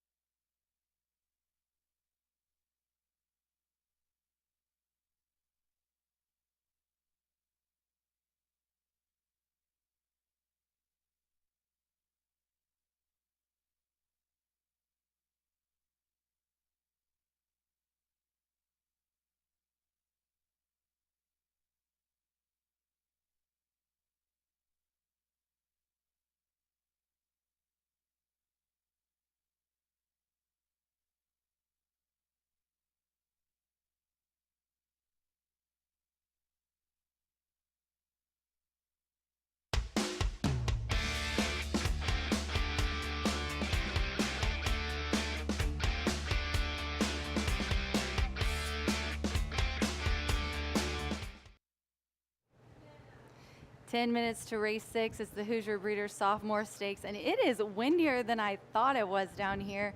Blowing around and hairs everywhere, but camera's shaking. We talked about that today on the show, John and I. But we do have a very nice group going postward here. A mile and a 16th is the distance. The 3 is out, the 5 as well. And the 4 is the heavy favorite right now, and that is my top selection. I really think the 4-6 is the exacta today. But Blue Light Special, Manny Esquivel, Cipriano Contreras team up. Sippy is 18% win clip and 39% in the money, and Manny is very similar. He's got an 18% win clip and a 44% in the money. They are a good duo together. This one coming out of a race on May 18th at a mile is going back up to a mile and a 16th. Now, if it wasn't enough that in that allowance, put up an 87 Brisnet speed figure, but also won by over 7 lengths as the bettor's favorite. Coming from Oak Lawn 2 back on April 7th at today's distance was an even tougher allowance and put up an 89 and ended up winning that race as well. This one has the numbers for sure in this group, the highest at today's distance and surface. And she looks really, really good, classy, and calm in the paddock as well. And then I am going to go to the 6. As I said, this is my exacta. Corningstone, Joe Talamo, riding really well here out of the limited starts he has. 36% and 45% in the money. So when he comes to ride, he knows he's gonna get a check. 3 to 5 on my top pick and 2 to 1 on the 6 here. This is a Kenny McPeak trainee, a 3-year-old filly by Cantharos. He's 22% in non-graded stakes. And this girl likes the Indiana dirt. She's ran 3 times, 2 wins, and a second in her career. And last time out at a mile here, allowance non-2, that was May 9th, won by 12 lengths. Just put the hurt on him in that race. Ridden out for sure in the comments, and has put in 3 very nice works coming into this race as well. The numbers are just under Blue Light Special, so I've got 4-6. If the race goes the way they want it to, definitely going to be 4 has the little bit more of an earlier pace, and then the 6 does like to tuck in and sit behind it. I think that's probably what they're going to end up trying for here. And then my long shot, since I knew that the 4, or I thought that the 4 would be very low in the odds, I went with the 2 at 28 to 1, and that is Chimes. And the reason why is in the last race that I was just talking about that the 6 was in, Chimes ended up finishing second to Corningstone in that race. Marcelino Pedroza is aboard for Mike and Penny Lauer. This lady, she took a while to figure it out. I don't think that she really knew if she liked to go long, didn't know if she liked to go short. And then this last 2023, she has really come into her own. She's filled out. She looks really good here in the paddock as well. And she's ran twice. One broke the maiden on debut sprinting, then tries 2 turns at today's distance and ended up getting second, as I said, behind Corningstone, who had that insane lead in that race. I've got 4-6-2 in here, and hopefully my 28 to 1 long shot is going to sweeten up my try for the Hoosier Breeders Sophomore Handicap. We are just 6 minutes to race 6 here at Horseshoe Indianapolis. Good luck.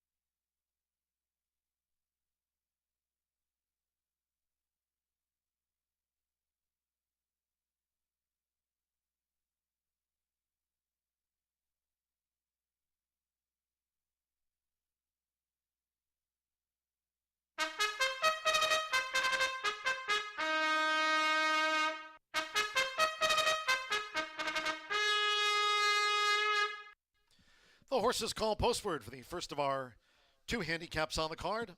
Race 6, the Fillies division of the Hoosier Breeders Sophomore Handicap over the mile and a 16th. A field of 8.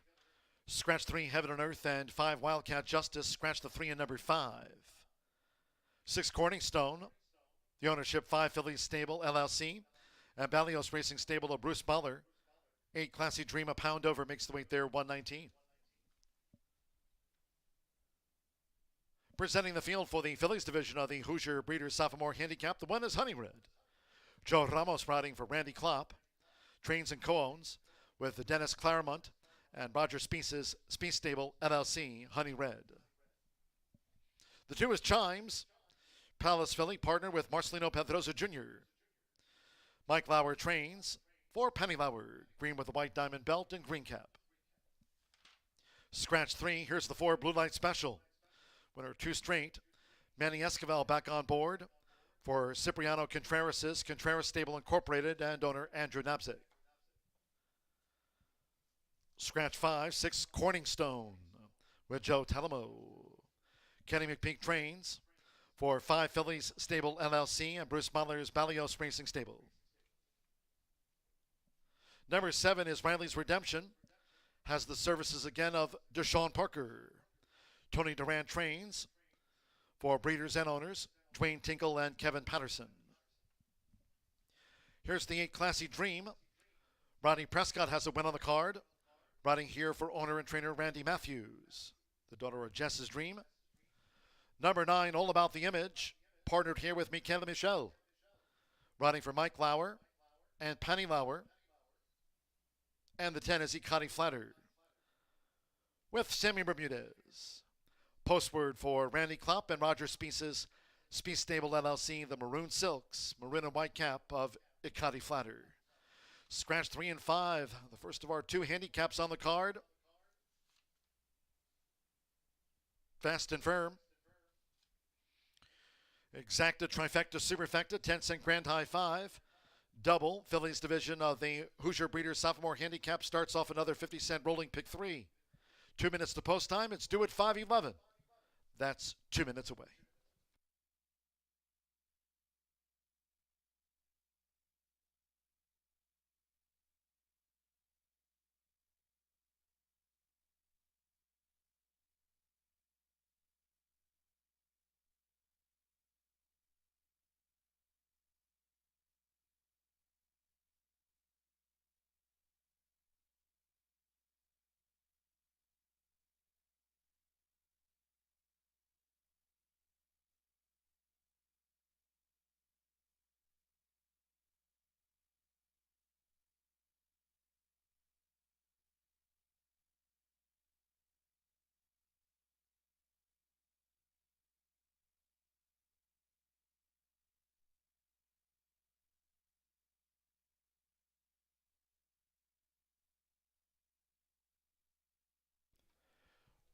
One minute to post time. 1 minute.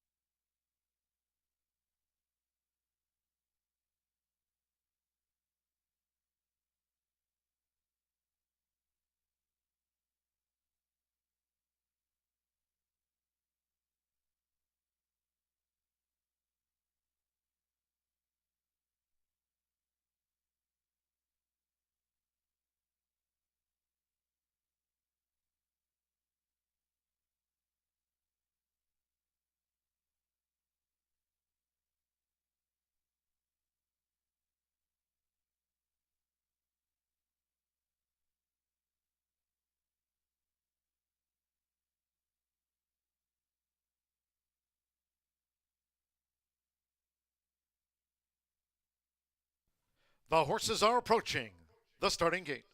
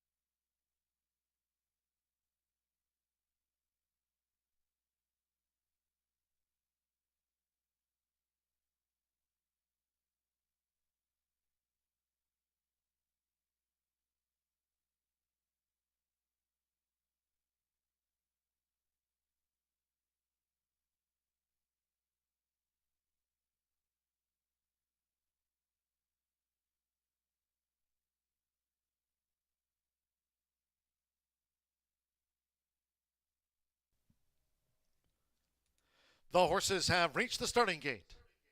It's post time for the fillies division of the Hoosier Breeders' Sophomore Handicap.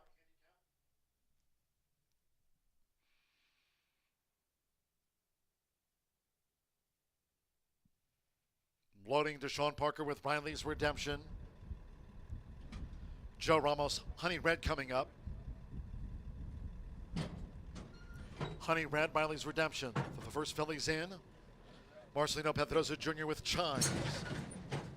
Like All About the Image, both for Mike Lauer. Classy Dream, Rodney Prescott won our third of the day. Classy Dream in.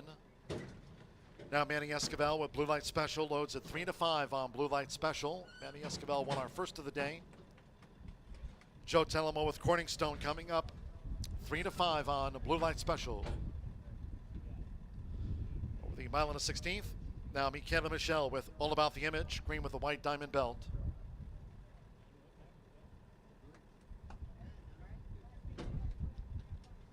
One to 2 Blue Light Special. 5-2 Corningstone. 5-1 and Connie Flatter will be the final filly up. All About the Image. Given a 33-1 chance over the mile and 16th. One more. Sammy Bermudez for Randy Klopp. Here's a Connie Flatter. Fast Track under sunny skies in windy Indy. First of our two handicaps. They're in the gate. They're off in the fillies division of the Hoosier Breeders' Sophomore Handicap. Honey Red broke sharply. Honey Red from the rail for Joe Ramos. Right there, Chimes, Blue Light Special. Now going for an early attack with Manny Esquivel. Right there is Riley's Redemption in the orange cap, along with Classy Dream and a Connie Flatter is wide with 7 furlongs to run. It's Blue Light Special who's up to take the lead. Riley's Redemption starts a bid. A Connie Flatter is covering a lot of ground. In the meantime, Honey Red is saving ground as they go to the back with Classy Dream now fifth upon settling for Rodney Prescott in front of Chimes. Then with Joe Telemo, Corningstone now makes a bid. Here's Corningstone who's eager to go after these leaders. Corningstone has made this move now to come past Classy Dream, settled on the far outside. Chimes, All About the Image, has drifted back to be 8th and last. 24.39 for the lead part, making this run toward the half-mile pole. Blue Light Special leads a Connie Flatter, who's gained second now from Riley's Redemption in third, Honey Red in fourth. With Corningstone 6 lengths off this leader in fifth, now at the 3.5. Then comes All About the Image and the green blinkers. Chimes with the rail. And Classy Dream has drifted back to last. Half mile in 48.25 seconds, midpoint on the turn. And in front, it's Blue Light Special as Corningstone looks to get up here on even terms with Blue Light Special as they straighten away. And these two are well clear from a Connie Flatter, Honey Red. With on the outside, All About the Image. Riley's Redemption heads Chimes and Classy Dream for home. It's Blue Light Special. 3/4, 112.32. Blue Light Special, 1 furlong to go. And Blue Light Special leads Corningstone past the 16th. A mile back to the rest with Manny Esquivel. Blue Light Special at 2-5 for 3 in a row. Blue Light Special won by 3.5 from Corningstone. 18 lengths away. Honey Red on the wire for third from All About the Image. Chimes was after that. Connie Flatter, Riley's Redemption, Classy Dream. Blue Light Special at 2-5. 144.15 takes out the first of our two handicaps here at the shoe.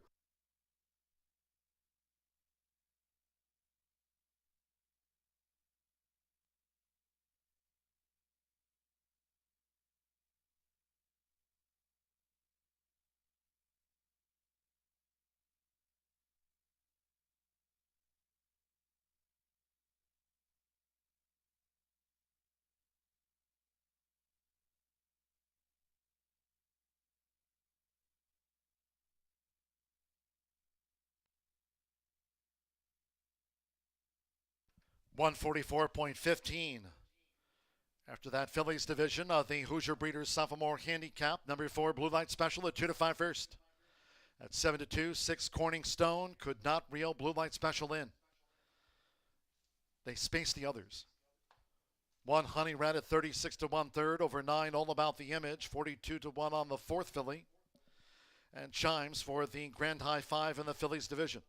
4, 6, 1, 9. The 2 ran 5th. Hold all bets until official. Manny Esquivel. Couple wins on the card. He took out the opener after a DQ. Here, clear-cut win. Blue Light Special for Cipriano Contreras at 2 to 5.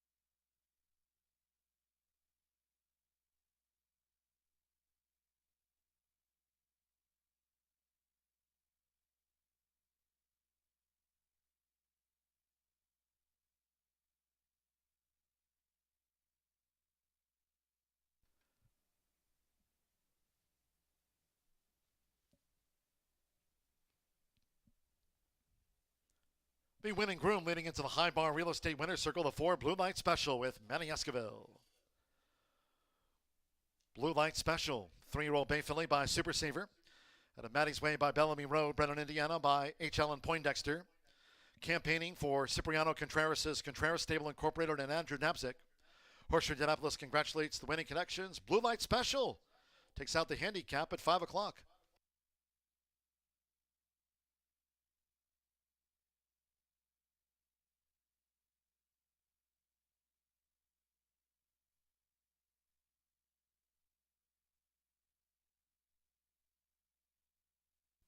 The 4-6 Exacta official.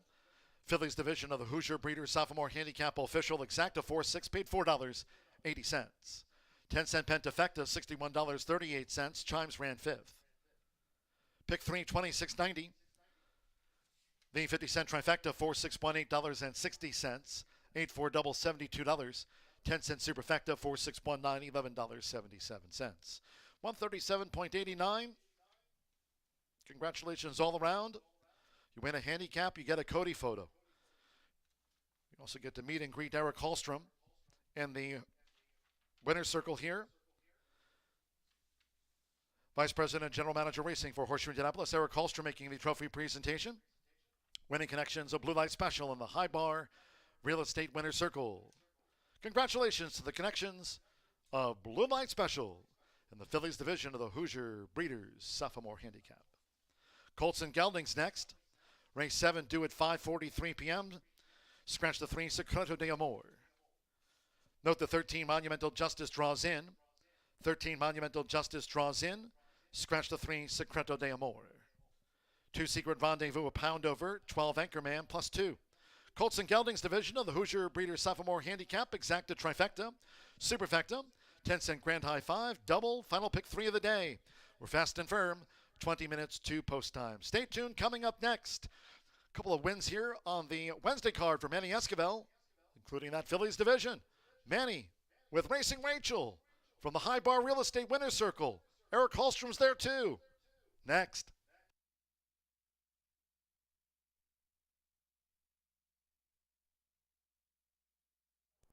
What an intro. Thanks, John G. Dooley. Blue Light Special takes the Hoosier Breeder Sophomore Stakes for Cipriano Contreras.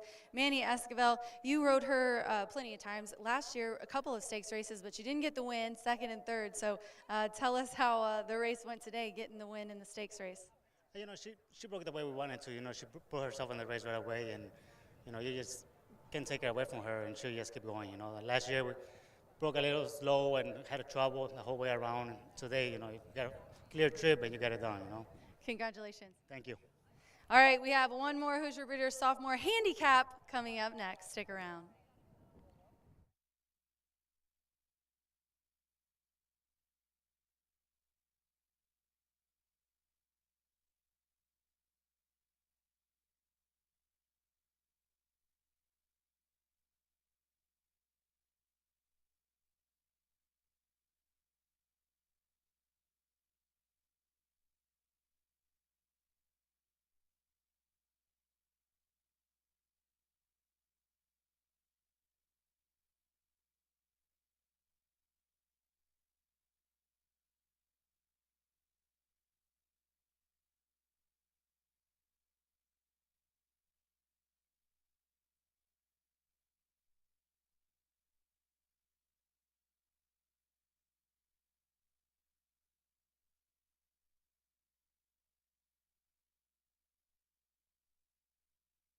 They're in the game. They're off in the Phillies division of the Hoosier Breeders Sophomore Handicap. Honey Red broke sharply. Honey Red from the rail for Joe Ramos. Right there, Chimes, Blue Light Special. Now going for an early attack with Manny Esquivel.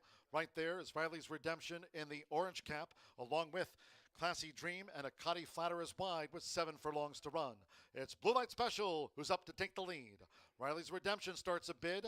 Akati Flatterers covering a lot of ground. In the meantime, Honey Red is saving ground as they go to the back with Classy Dream now fifth upon settling for Rodney Prescott in front of Chimes. Double Joe Telemo. Corningstone now makes a bid. Here's Corningstone, who's eager to go after these leaders. Corningstone has made this move now to come past Classy Dream, settled on the far outside. Chimes, all about the image, has drifted back to be 8th and last. 24.39 for the lead part, making this run toward the half-mile pole. Blue Light Special leads Akati Flatter, who's gained second now from Riley's Redemption in third, Honey Red in fourth. With Corningstone 6 lengths off this leader in fifth, now at the 3.5. Then comes All About the Image and the green blinkers. Chimes with the rail. And Classy Dream has drifted back to last. Half mile in 48.25 seconds, midpoint on the turn. And in front, it's Blue Light Special as Corningstone looks to get up here on even terms with Blue Light Special as they straighten away. And these two are well clear from Akati Flutter, Honey Red. With on the outside, All About the Image. Riley's Redemption heads, Chimes, and Classy Dream for home. It's Blue Light Special. 3/4, 112.32. Blue Light Special, 1 furlong to go. And Blue Light Special leads Corningstone past the 16th. A mile back to the rest with Manny Esquivel. Blue Light Special at 2-5 for 3 in a row. Blue Light Special won by 3.5 from Corningstone. 18 lengths away. Honey Red on the wire for third from All About the Image. Chimes was after that. Akati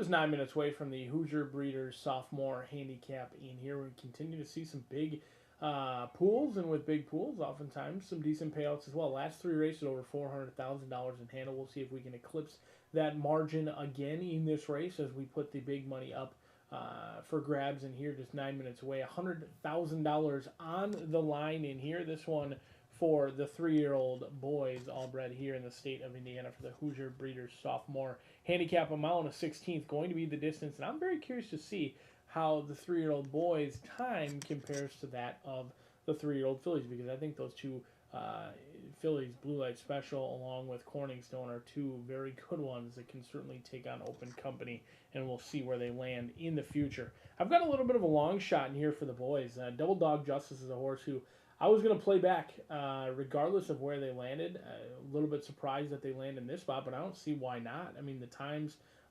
certainly reflect that this one can absolutely hang. And if you are sitting at home or you're tuning in on our simulcast feed, you might as well pull up that June 1st replay race number 3, because it was a disastrous trip. There's no doubt about it. Fernando de la Cruz got the job done on May 15th. They came back June 1st and just had absolutely no racing luck, whether Sam Bermudez was trying to guide inside, outside, shut off repeatedly, and still actually finished best of all in that race. Now, certainly an allowance downwards of 2, a little bit different than a $100,000 stakes race. I absolutely understand that. But this horse who's 30-1 in the morning line certainly deserves a look. I'm not overly concerned with the post. This is a horse who does his best running late in here, so I think they're just going to allow him to ease into the race. Hopefully we'll be in the back third of the pack, try and get a little bit of a ground-saving trip and avoid the trouble when many of these sprinters that are stretching out do tire late, and hopefully Double Dog Justice can come rolling by late. But speaking of rolling by, King Ice did just that here on May 11th. The layoff was a little bit of a concern. This is a horse who at 2 years old seemed to relish all of the additional ground. At 2 years old, this is one of the only horses that could handle 2 turns last year, and with that, they brought home over $82,000, including the big money at the end of the meet on October 5th. They came back off a lengthy layoff, progressed from 2 to 3, went off at 2-1 that day. Rotary Dial just nailed King Ice on the line that day, but King Ice at the top of the lane was 6 wide, in hand, in command, really opened up by 3 lengths, and then it looked like they just hit the wall, which you would maybe expect off a long layoff and being wide into that far turn.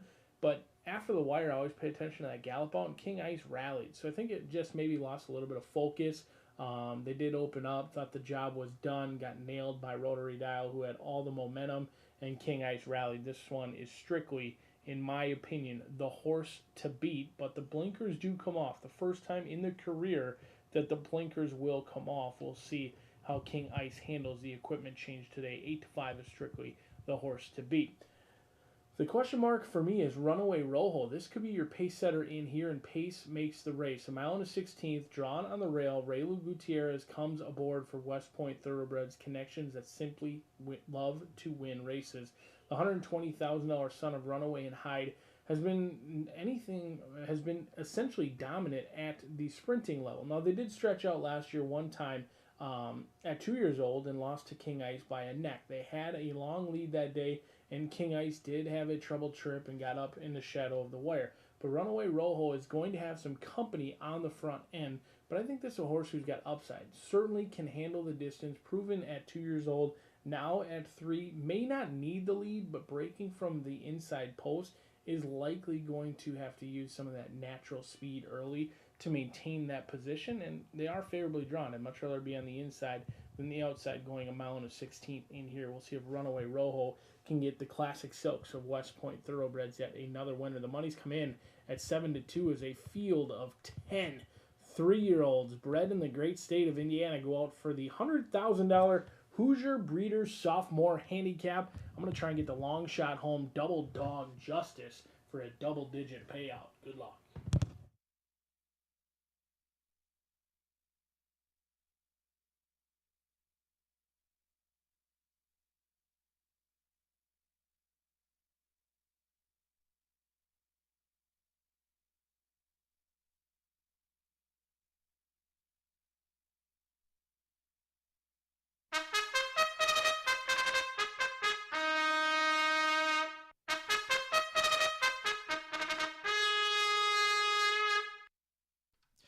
The horses called postword for the 7th race. This the Colts and Geldings division of the Hoosier Breeders Sophomore Handicap. A field of 12. Scratch 3, Secreto de Amor. Scratch the 3. 2, Secret Rendezvous. 1 pound over. 12, Anchorman plus 2 pounds.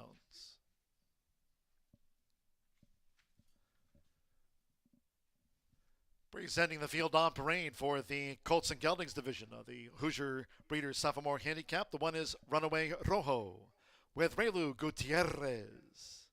Dallas Stewart trains for West Point Thoroughbreds, and James Nichols go with the Black Star, Runaway Rojo. 2 is Secret Rendezvous. Rodney Prescott in the green and white diamond belt for Mike and owner Penny Lauer. Scratch the 3. Here's the 4, Win Me Over. Eddie Perez has a win on the card for trainer Bob Gorham. The team here in the handicap. Win Me Over, 2-time winner for Marion Gorham. Number 5, Good Forever, with Marcelino Pedrosa Jr. Meets leading jockey for Gennaro Garcia's Southwest Racing Stables Incorporated in the red and green. Number 6 is Zappin' It with Joshua Morales for Emma J. Sanchez's J&D Horses LLC of Emma Jimenez Sanchez. 7 is King Ice with Deshaun Parker. George Leonard trains for Hillerich Racing LLC and Bernie Flint's LTB Incorporated. Number 8, Spot on Justice, has the services of Joe Ramos. Postword for Bob Dont, Ronald Kelly, and Tony Granitz, who trains. Number 9 is Chisel, son of Mohamed, with Samir Bermudez riding for Randy Klopp. Trains co-owns with Roger Speece's Speece Stable LLC. Number 10, Bad Boy Geist with Santo Sanjor, gets the call from Gennaro Garcia for Southwest Racing Stables Incorporated and Normando Jimenez. Number 11 is Double Dog Justice with Fernando de la Cruz for Ray Paquette III. 12 is Anchorman with Luan Machado, riding for Caratoy. Trains co-owns with breeder H. Allen Poindexter.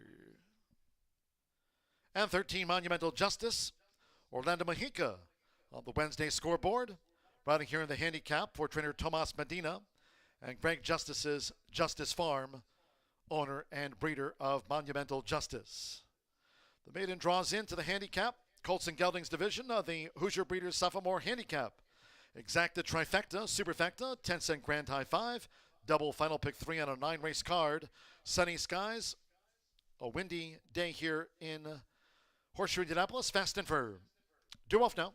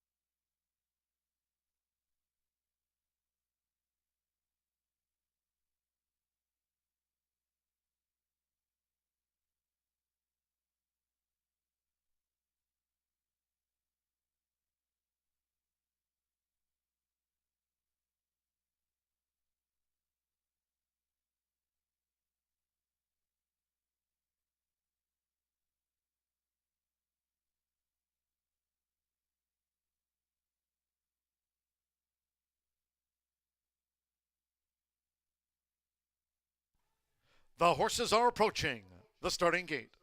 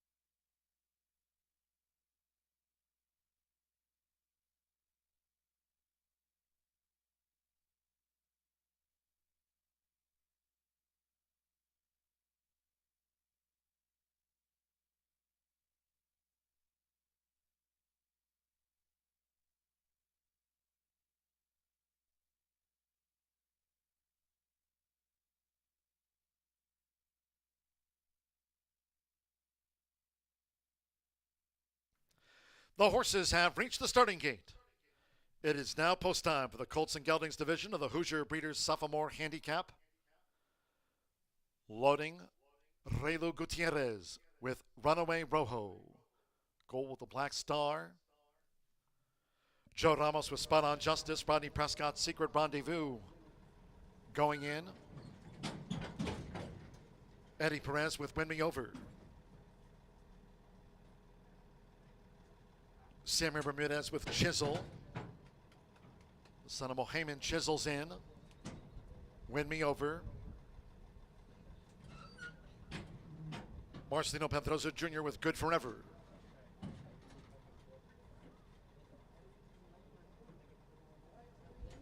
Sando Sanjor. Bad Boy Geist loaded at the mile and a 16th.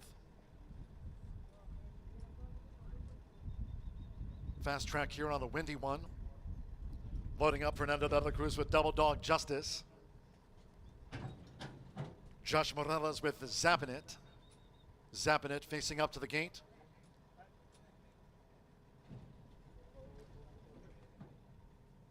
Now Luam Machado with Anchorman. Just a couple of them back. Sean Parker, here comes King Ice. Even Money, King Ice. One more. Orlando Mexico, son of Super Saver, Monumental Justice, was third on maiden debut here at the shoe. They're in the game.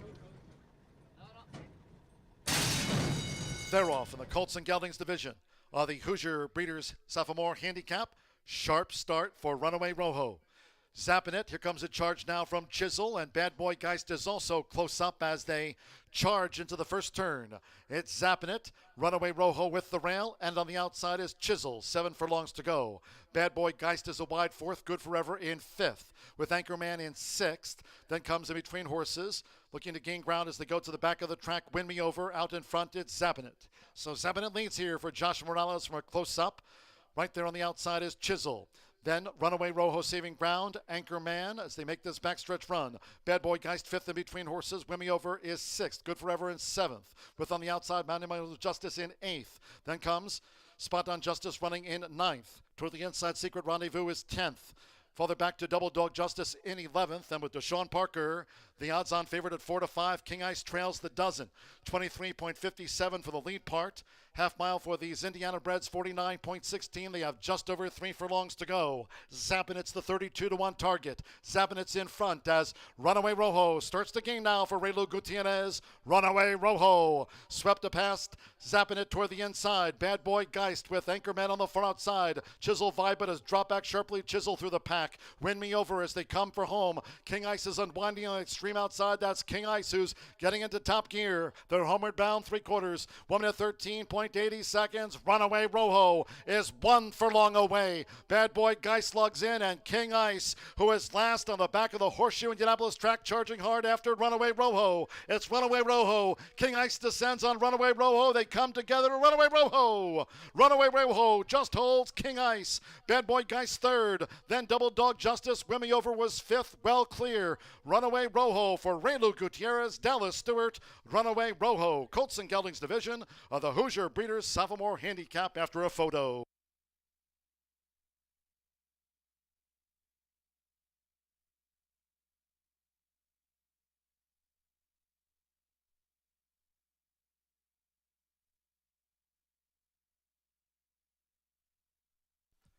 Photo 139.06 after the Colts and Gelding division of the Hoosier Breeders Sophomore Handicap. It is a photo finish.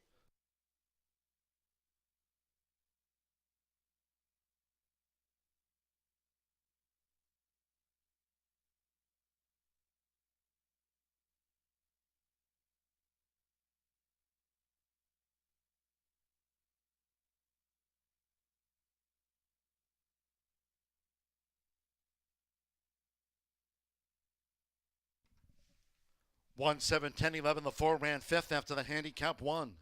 Runaway Rojo at 9-2 first. Hold sway late over 7. King Ice at 4-5, just missed. Number 10, Bad Boy Geist, 22-1 odds third. 11, Double Dog Justice at 16-1 fourth, and Wimmy Over for the 10-cent Grand High 5. It's come 1, 7, 10, 11, and the 4 ran fifth. Raylu Gutierrez. Dallas Stewart, West Point Thoroughbreds Gold with the Black Star, and James Nichols co-owns the son of Runaway and Hyde. It's Runaway Rojo at 9-2.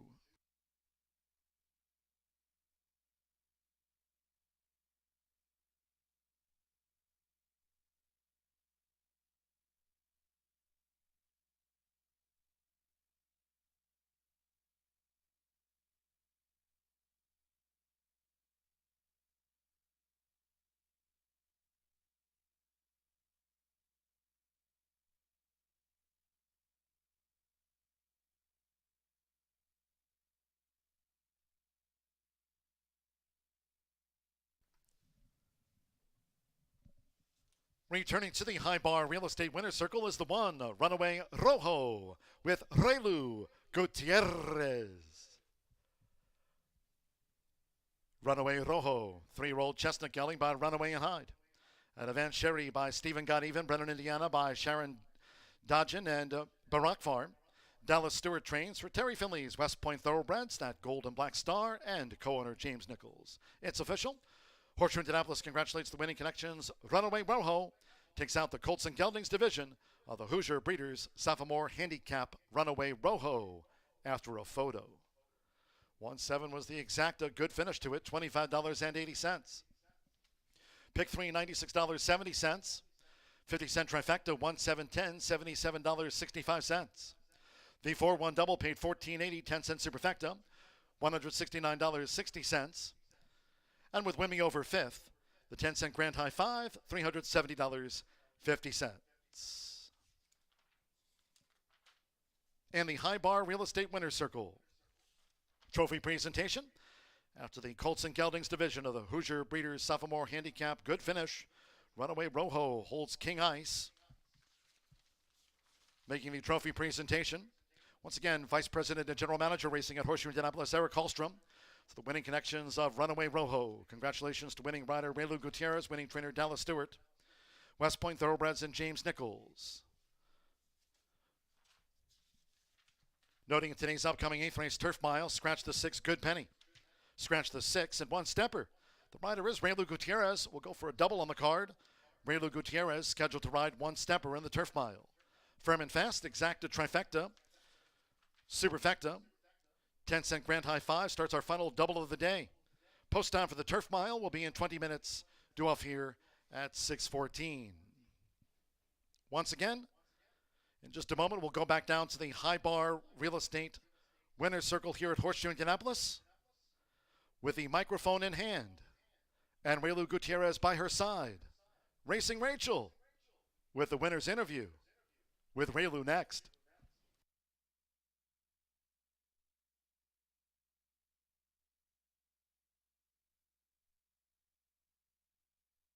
The Hoosier Breeders Sophomore Handicap goes to Runaway Rojo. West Point Thoroughbreds, Dallas Stewart, and Raylu Gutierrez came in to ride. Raylu, that was a really nice ride. There was a lot going on. I didn't see how far back you went, so walk us through the trip.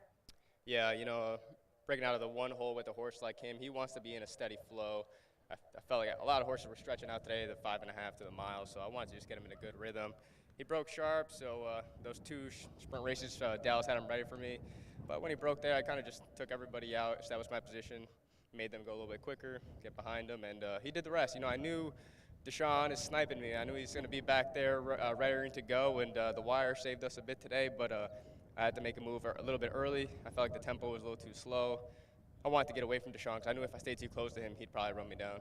Yeah, you got away from him, and then he came around the outside coming for you. When you came to the wire, we all yelled. We didn't know what it was. Could you tell that you got it?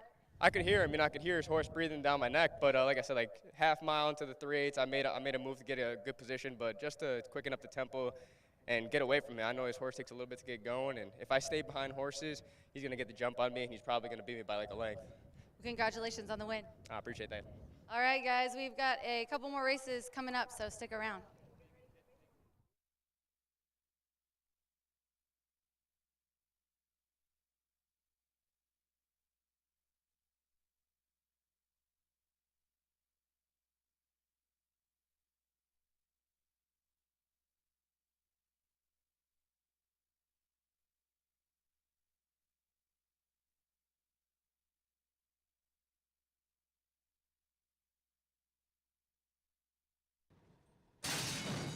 They're off in the Colts and Geldings division of the Hoosier Breeders Sophomore Handicap.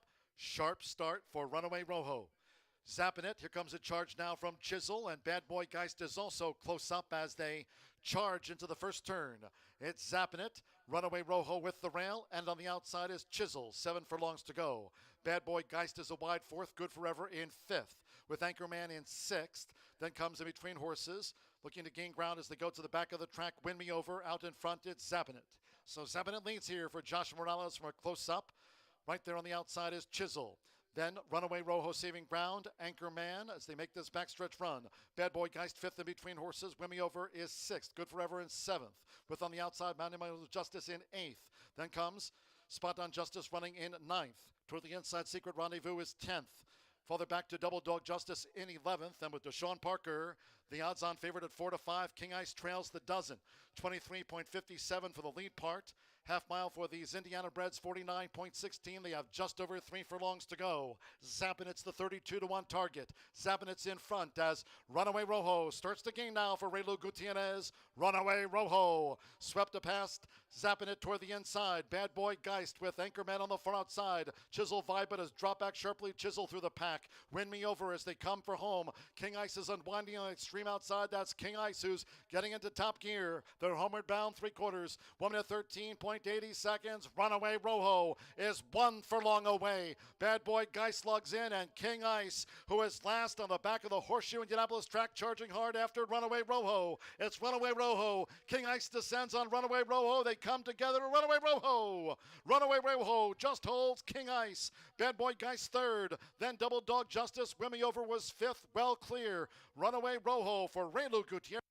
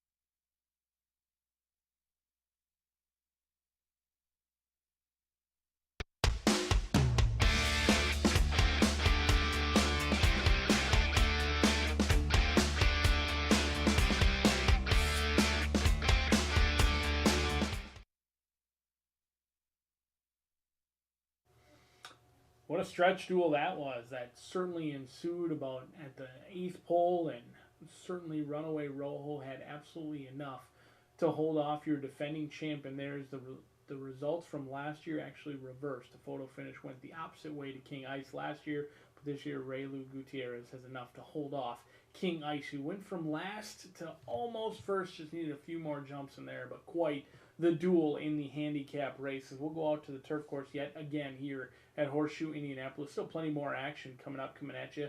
A late daily double featuring a turf race and then a quarter horse event as well. 8 minutes away. One scratch, good penny out of this race if you're still alive in the late Fire 5. Certainly wish you the best of luck. I'm going to try and get home Bumble of Love. This is an Indiana bred who does take on open competition in this spot on the turf. And usually I try and stay away from Indiana breds against open competition on the turf. But sometimes that's just the way the races play out. Currently on the board at 6-1 for Bumble of Love, who's taken on state bred competition the last 4 times with 2 wins and 2 seconds. Certainly the consistent variety, and here is the 6-year-old mare for Brian Michael, who hasn't sent all that many to the track this year. 3 starts here at Horseshoe Indianapolis, 1 win, 1 second. One of those seconds did come along with Bumble of Love, who was actually on the main track. And when I say speaking of consistency, how about wins on a wet surface, a fast main track, and 5 wins on the turf? This is a horse for course who absolutely loves this local oval. 7 starts on the Indiana turf, 5 wins, 1 second, has controlling or tactical speed. Went to the lead off the layoff, broke freshly, and dueled into submission as Diamond Solitaire got a dream trip that day on May 30th. But Bumble of Love is tactical, can sit close or sit just off the pace. I think they will certainly have opportunities and options in here for Rodney Prescott. Second start off the layoff, there's a lot to like. With Bumble of Love, who looks to make it a gaudy 6 for 8, going 1 mile on our turf course. But the money has come in, and it has shown up on number 4, Moofy. Augustin Stables and Jonathan Thomas. They sent a string here, and they were not here to lose or pick up second and third paychecks. They wanted to report to the racing office and pick up the winner's portion of that purse, and they have done just that. 40% winners from 15 starts. They've hit the board in almost each and every start that they have had here at Horseshoe Indy. In fact, only 2 of those 13 did not hit the board. Declan Cannon has been aboard many times, and this one was duly entered. They were entered in a stakes race over at Canterbury Park for their premier day of their season. That's actually going on tonight. They opt to debut on the turf in here. This horse ran very well on the synthetic sprinting. Does have a little bit of a question mark regarding the distance. I think they'll handle the turf. I'm not sold yet on the distance. They've done very well. They debuted at 5. They lost to Hot Peppers by a head, who's a nice sort in here. Comes in second start off the layoff. The distance more of a question mark for me than the turf. I do think they will relish the sod today. Declan Cannon looking for yet another winner with Moofy, who's taken all the action right now at 2-1. But another Indiana bred taking on open company is Timeless Rose. Currently 5-1 on the board. Marcelino Pedroza Jr. and Tony Granitz. The blinkers coming off this 6-year-old mare. The blinkers come off in start number 30. Only 1 start so far this year. Came over in Chicago. Went off at 9-1. Kind of an even running style. It seemed like a race just off the layoff. Let's get 1 around, and we'll come back for better, stronger days. Last year at 5 years old, she did take 2 races before hitting the winner's circle. Once she gets her stride, she's certainly somewhat of likes to win. Not a win machine by any means with 5 for 29, but certainly not camera shy either for Captain Jack Racing Stables. I think the Indiana Breds deserve a look in here, but Moofy taking all the action. Certainly bettors have eyed up that she was entered in a stakes race. Opts to come here for the $40,000 purse. 1 mile on the turf course. The late daily double coming up, coming at you next.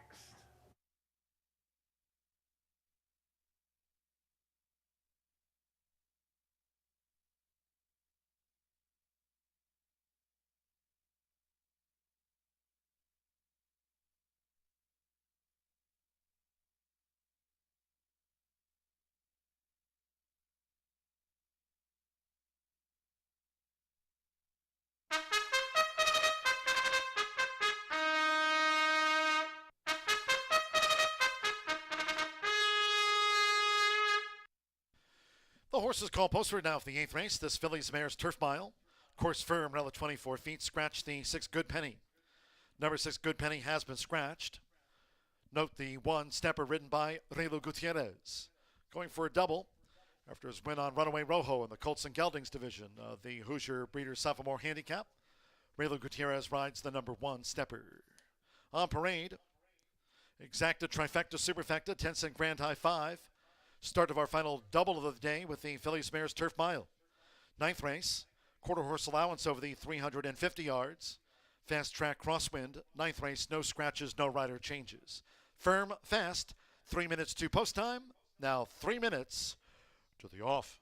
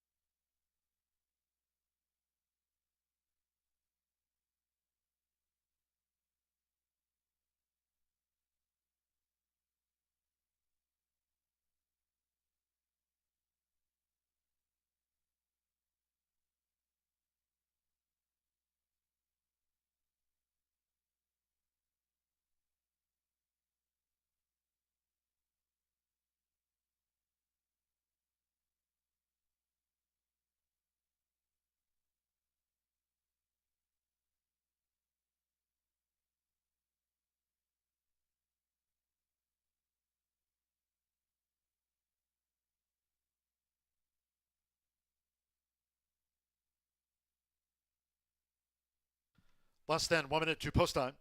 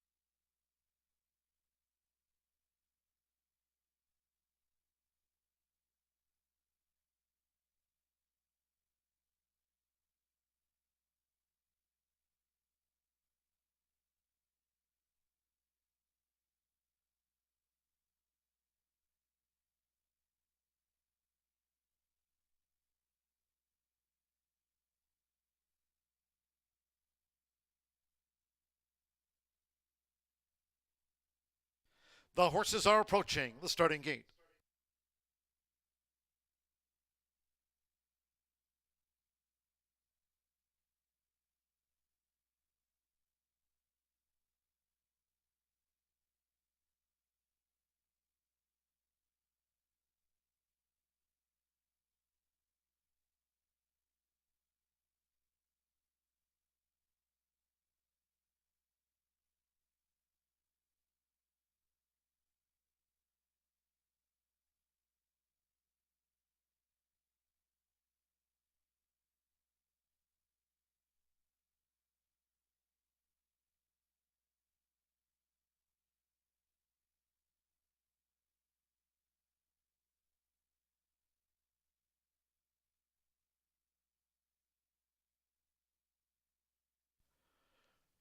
Crossing over to the turf course here at Horseshoe Indianapolis. Going down to the mile start for the Phillies Mares turf.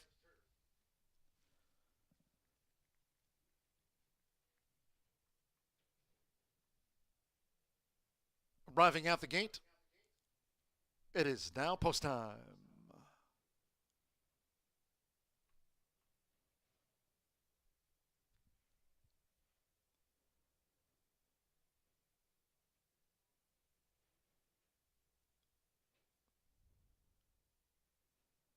They're going in.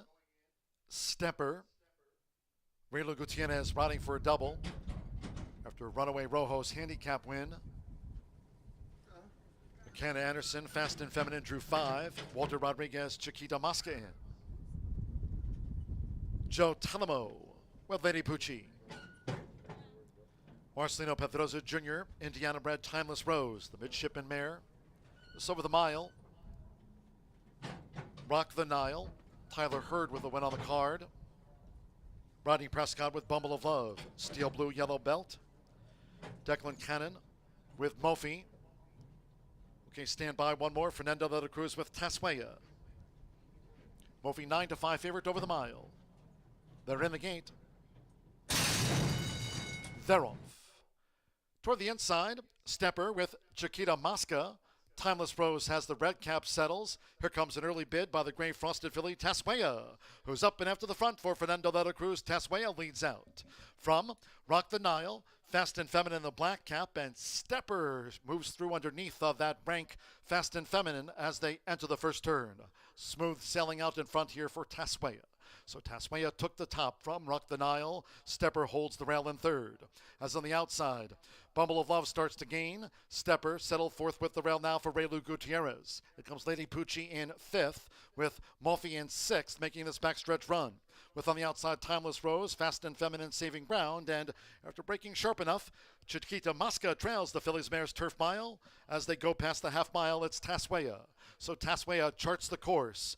2 on the outside, Bumble of Love with Rock the Nile running in third, Stepper in fourth. Timeless Rose is gaining ground now from fifth. Lady Pucci is a wide sixth. 5 lengths off this leader, Taswea. 3 furlongs to go. Then Declan Cannon and Mofi starts to gain. White with the green halves. Mofi's picking up as Stepper has lost ground. Stepper being ridden to improve. Fast and Feminine and Chiquita Mosca is a long-looking last. Under a quarter of a mile to go. Here comes Bumble of Love. Bumble of Love up now to take on Taswea. Battle joined by Timeless Rose, who's sweeping into action. The Indiana bred Timeless Rose strikes the front from Bumble of Love. With toward the inside Taswea, and Mofi moves up boldly toward the inside. It's Timeless Rose close to home with Marcelino Pedroza Jr. Timeless Rose and Mofi dives at the line for Declan Cannon. Mofi reeled Timeless Rose in the mile. Taswea third, then next across was Lady Pucci with Bumble of Love, Stepper, Fast and Feminine, Chiquita Mosca, and Rock the Nile tailed off.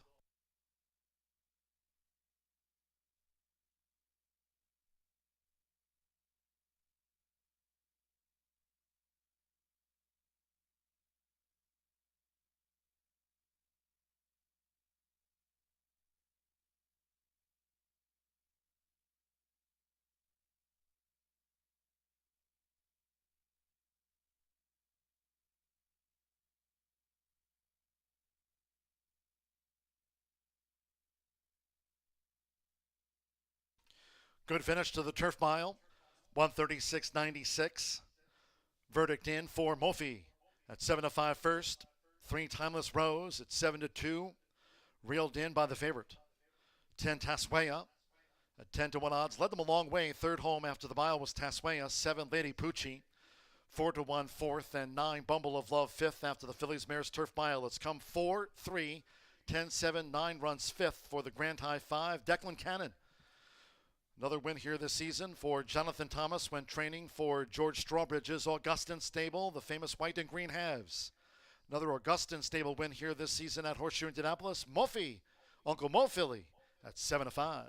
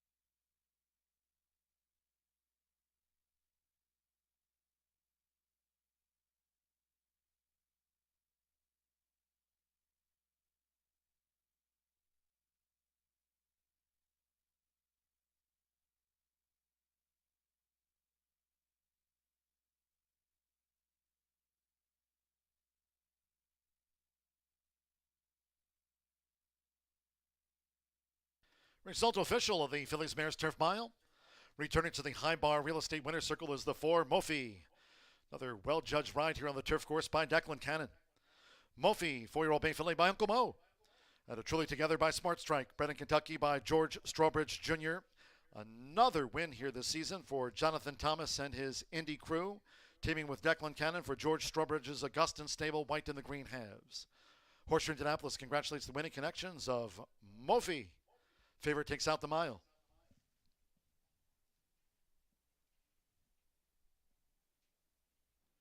Results in 4-3 exacta, $15 even, 50-cent trifecta. 4-3-10 paid $28.35. 1-4 double, $37.60. Pick 4, $219.50. Superfecta with Lady Poochie fourth, $18.23. Pick 3, $9.85. Pentafecta coming back, $61.22. Once again, the 50-cent lead, pick 4. There's that result. 4-4 for $219.50. Results in after the 50-cent lead, Fire 5, low 11.99% takeout. On the pick 5s here this season, 5 of 5, $545.95. Last of the day, race 9. We close with a quarter horse allowance over the 350 yards, fast crosswind. Overweights, 2 Miri V plus 5. 3 Just One Concept, 3 over. 6 A Hard Habit to Break, 3 over. 7 Pandemic Beach plus 5 pounds, and 9 Sorcerer's Stone, a pound over to conjure up a win at 129. Exacta, trifecta, superfecta. There's the 10-cent quarter horse pentafecta. Post time in 16 minutes. Due off here at 6:42.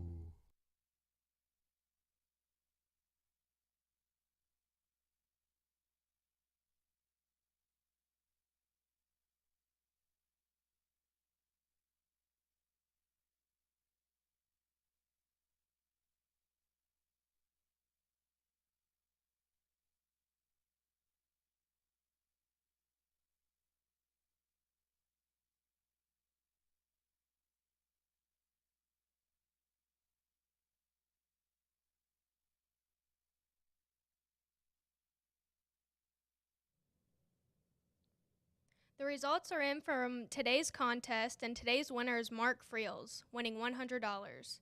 Deanne Davis with $75, and Roger Browning with $25. Thanks for playing and racing Rachel's Warriors at Horseshoe, Indianapolis.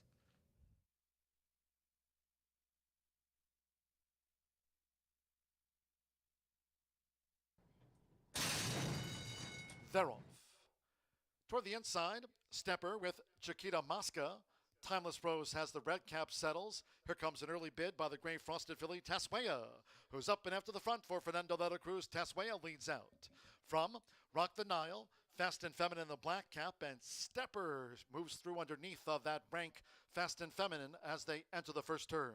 Smooth sailing out in front here for Taswea. So Taswea took the top from Rock the Nile. Stepper holds the rail in third. As on the outside, Bumble of Love starts to gain. Stepper settled fourth with the rail now for Raylu Gutierrez. It comes Lady Pucci in fifth with Mulphy in sixth, making this backstretch run. With on the outside Timeless Rose, Fast and Feminine saving ground, and after breaking sharp enough, Chiquita Mosca trails the Phillies Mares Turf Mile. As they go past the half mile, it's Taswea. So Taswea charts the course. Two on the outside, Bumble of Love with Rock the Nile running in third. Stepper in fourth. Timeless Rose is gaining ground now from fifth. Lady Pucci is a wide sixth. 5 lengths off this leader, Taswea. 3 furlongs to go. Then Declan Cannon and Mulphy starts to gain. White with the green halves. Mulphy's picking up as Stepper has lost ground. Stepper being ridden to improve. Fast and Feminine and Chiquita Mosca is a long-looking last. Under a quarter of a mile to go. Here comes Bumble of Love. Bumble of Love up now to take on Taswea. Battle joined by Timeless Rose, who's sweeping into action. The Indiana bred Timeless Rose strikes the front from Bumble of Love with toward the inside Taswea, and Mulphy moves up boldly toward the inside. It's Timeless Rose close to home with Marcelino Pedroza Jr. Timeless Rose and Mulphy dives at the line for Declan Cannon. Mulphy real Timeless Rose in the mile. Taswea third, then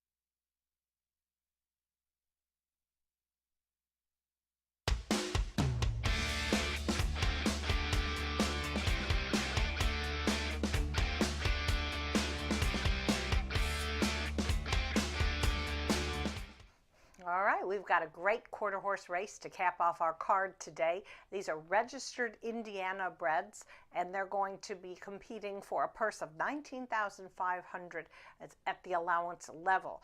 So let's begin. I'm going to start with number 7, and that's Pandemic Beach. Now, this horse rarely gets a clean trip, unfortunately. Sometimes it's other people's fault, sometimes it's the horse itself, but whatever the case, he always battles gamely for his conditioner, Tony Cunningham. Now, he did qualify for the Harley Green Derby. That was one of the first major tests for 3-year-olds here. And the final took place on June 3rd, and he finished 7th. But I really believe this drop in class from running in a stakes race to the allowance level is going to put him into solid contention. All right, we'll go next to number 5, and that's Midnight Beach, who's making the second start of her 4-year-old campaign for trainer Randy Smith. Now, obviously by the name, she's by Escondido Beach. We're going to have a few of those today. And this is a mare that's faced very tough competition at this allowance level. Rider German Rodriguez is aboard, and I'll tell you what, like I've been saying, he's doing really well this meet. He's hitting the board with his mounts at a respectable stat of 49%. They have a really good chance in this. All right, now we're going to move to number 3, and that's Just One Concept. This is a 4-year-old gelding by Escondido Beach. Hitting the board in 4 of his 6 races last season for trainer Tim Eggleston. Now, he may have needed his 2023 debut that took place on June 3rd. Obviously wasn't a great race, but sometimes second race off the layoff, just as in thoroughbreds, is a good handicapping tool. I expect an improved result from him today under jockey Rolando Pina. And I'll round out my top 4 with number 8, and that's Sorcerer's Stone, who's making her 17th start for conditioner Ron Raper. She's a 4-year-old daughter of Big Lou. She's hit the board at this level, and even though she finished 5th on May 16th, she posted one of her top speed figures. So I think she's worth a long look. Hopefully, she'll run well, but can she spoil our day at the beach? Sometimes this happens. That's why we got a really competitive field, and anybody can have their day at the beach, even if they're not sired by Escondido Beach. Okay, I probably worked that too much. Probably. Okay, well, good luck to all in this field. I'm going 7-5-3-8, but I would like to remind everybody we have a terrific stakes tomorrow. It's going to be the final of the QHRAI Derby, and these 3-year-olds are racing for a purse of $126,800. Every year, the purse money goes up at a Horseshoe Indianapolis. It's because the breeders and the owners and the people who support Indiana racing are really, really doing a great job of getting us these great horses. Anyway, have a good evening. We'll see you back in the paddock tomorrow.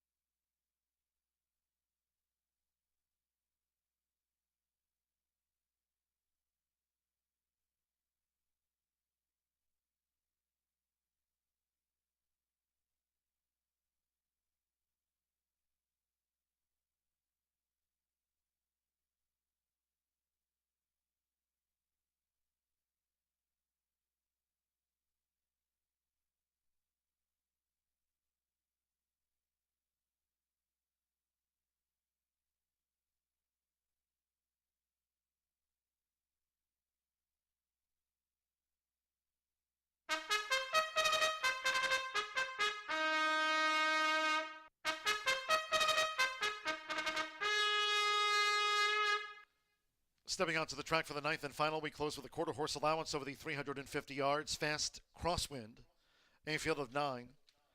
No scratches, no rider changes. These overweights reported. Overweights 2 Mary V plus 5. 3 Just One Concept 3 over. 6 A Hard Habit to Break 3 over. 7 Pandemic Beach plus 5. And 9 Sorcerer's Stone to pound over makes it their 129 corrected weight. Exacta Trifecta Superfecta 10-cent quarter horse Grand High 5. 2 minutes to post time. It's due in 2.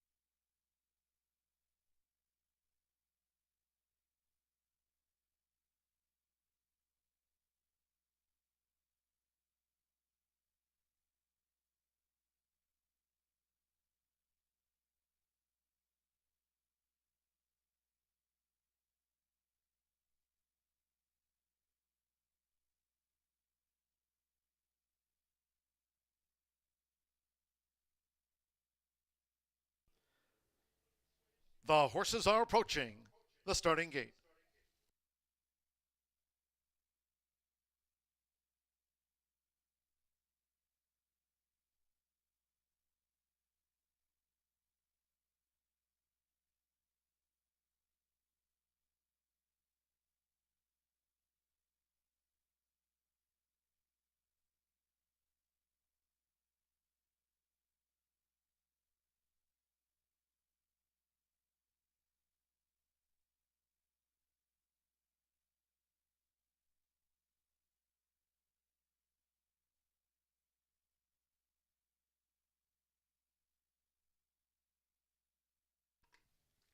The horses have reached the starting gate.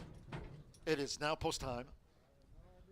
River Stone, joined by Miri V.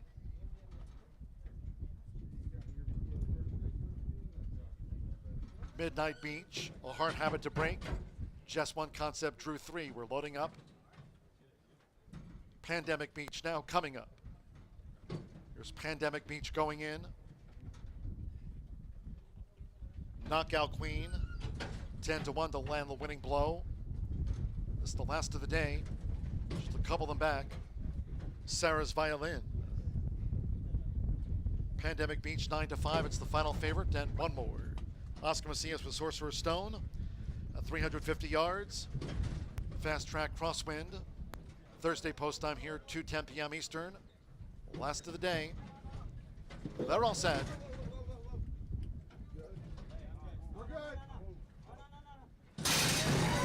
They're off and dashing. Midnight Beach broke sharp. Knockout Queen, Miri V from that inside gate. River Stone past the 220. Miri V's come to the forefront. Here comes a charge from Midnight Beach on the outside. Sarah's Violin slightly lugs in. Sarah's Violin charging now at Miri V. They're close to home. It's Miri V. Miri V at the finish. Miri V. Miri V takes it from River Stone. Sarah's Violin. Knockout Queen was there with Midnight Beach, Pandemic Beach, Sorcerer Stone. Just One Concept and finally A Hard Habit to Break.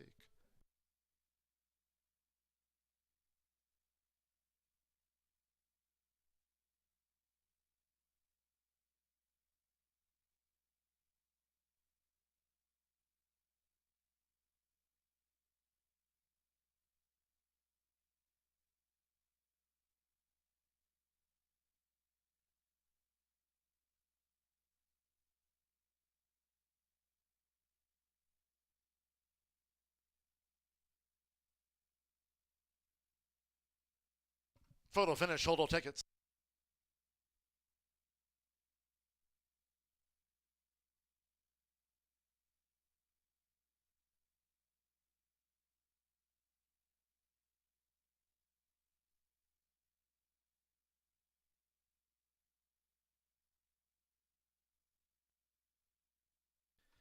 Two 184 and the 5 ran 5th for the quarter horse. Pentafecta, first number 2, Miri V at 14-1 odds over 1 River Stone. Number 8, Sarah's Violin 3rd, the 4 Knockout Queen, 10-1 4th, and Midnight Beach gets into the Grand High 5. 350 yards, fast crosswind. We're standing by for the final time. What a meet it's been for Giovanni Vasquez Gomez, Jesse Vasquez. They team here with this Sorrel filly by Cartel's Feature. It's Miri V in at 14-1 in the finale. 18.14, fast crosswind, 18.14 seconds.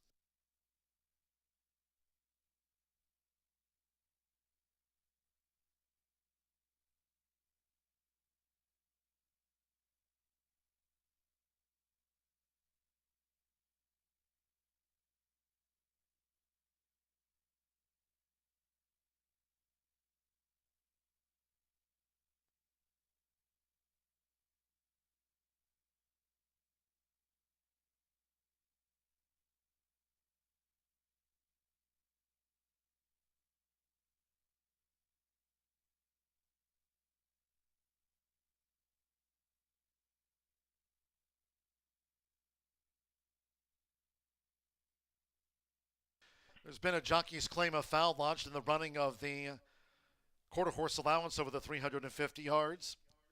It does affect the 5th place horse, that for the Pentafecta wager. Claim of foul, Francisco Quintero on the 6, A Hard Habit to Break. It's claiming foul against German Rodriguez on 5, Midnight Beach ran 5th, alleging interference in the running. Jockey's objection, hold all tickets until it's been adjudicated. by the Horseshoe Indianapolis stewards. In the winner's circle, the High Bar Real Estate winner's circle is the 2 Mary V with Giovanni Vasquez Gomez, adding another meet win for Jesse Vasquez. Mary V is a 3-year-old sorrel filly by Cartel's Feature. Out of the Country Quick Dash mare, GV Perlita. Bred in Indiana by Vicente Vasquez Hernandez for Jess Vasquez. 14-1 on Mary V, 18.14.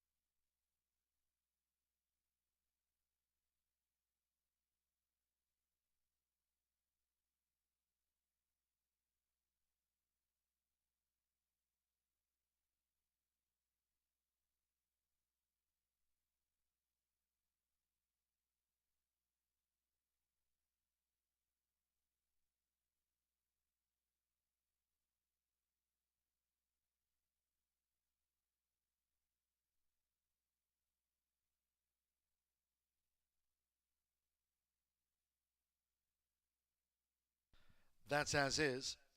The claim of foul has been disallowed by the Horseshoe Indianapolis stewards. Just not enough evidence in support of that foul claim lodged by the rider of the 6 against the rider of the unofficial 5th place horse 5 Midnight Beach. It's been disallowed. 2-1-8-4. The 5 will be 5th, and this result will stand pat.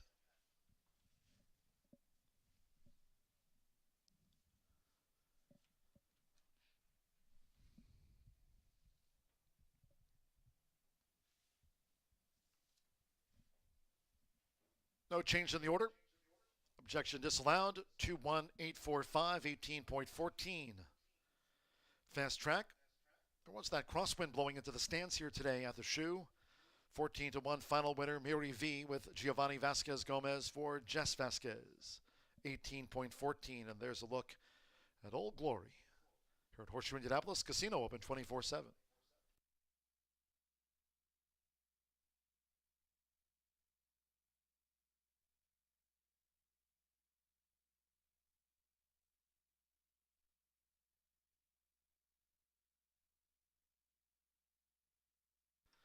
It's official. Final results in 2-1 exacta 284.60 50-cent trifecta. Return $574.65. 4-2 final double $143. With Midnight Beach 5th, there's the 10-cent quarter horse Grand High 5 21845 pentafecta for $3,300. $50.20. With Knockout Queen 4th after the 350 yards, 10-cent superfecta. 2184 returned $840.57. And final pick 3 of the day. 50-cent pick 3, 1 with the 4 and or 6 with Mary V the 2. Pick 3 paid $103.25. That concludes our live racing program for today. We thank all that joined us here at the races. Cheers to all of you who might be tuning in. Live racing resumes tomorrow. 10 race card. Thursday post time here Eastern at 2:10 p.m. You can always follow and tweet us for more at HS Indy Racing on Twitter. Until next time, for all of us here at Horseshoe Indianapolis, it's been my pleasure from the broadcast booth. Track announcer John G. Dooley saying goodnight.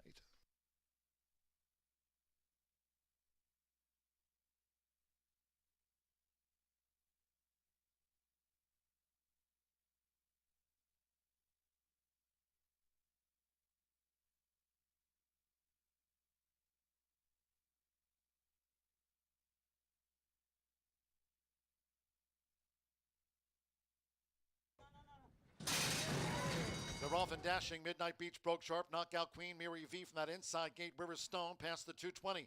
Mary V's come to the forefront. Here comes a charge from Midnight Beach on the outside. Sarah's Violin slightly lugs in. Sarah's Violin charging now at Mary V. They're close to home. It's Mary V. Mary V at the finish. Mary V. Mary V takes it from Riverstone. Sarah's Violin. Knockout Queen was there with Midnight.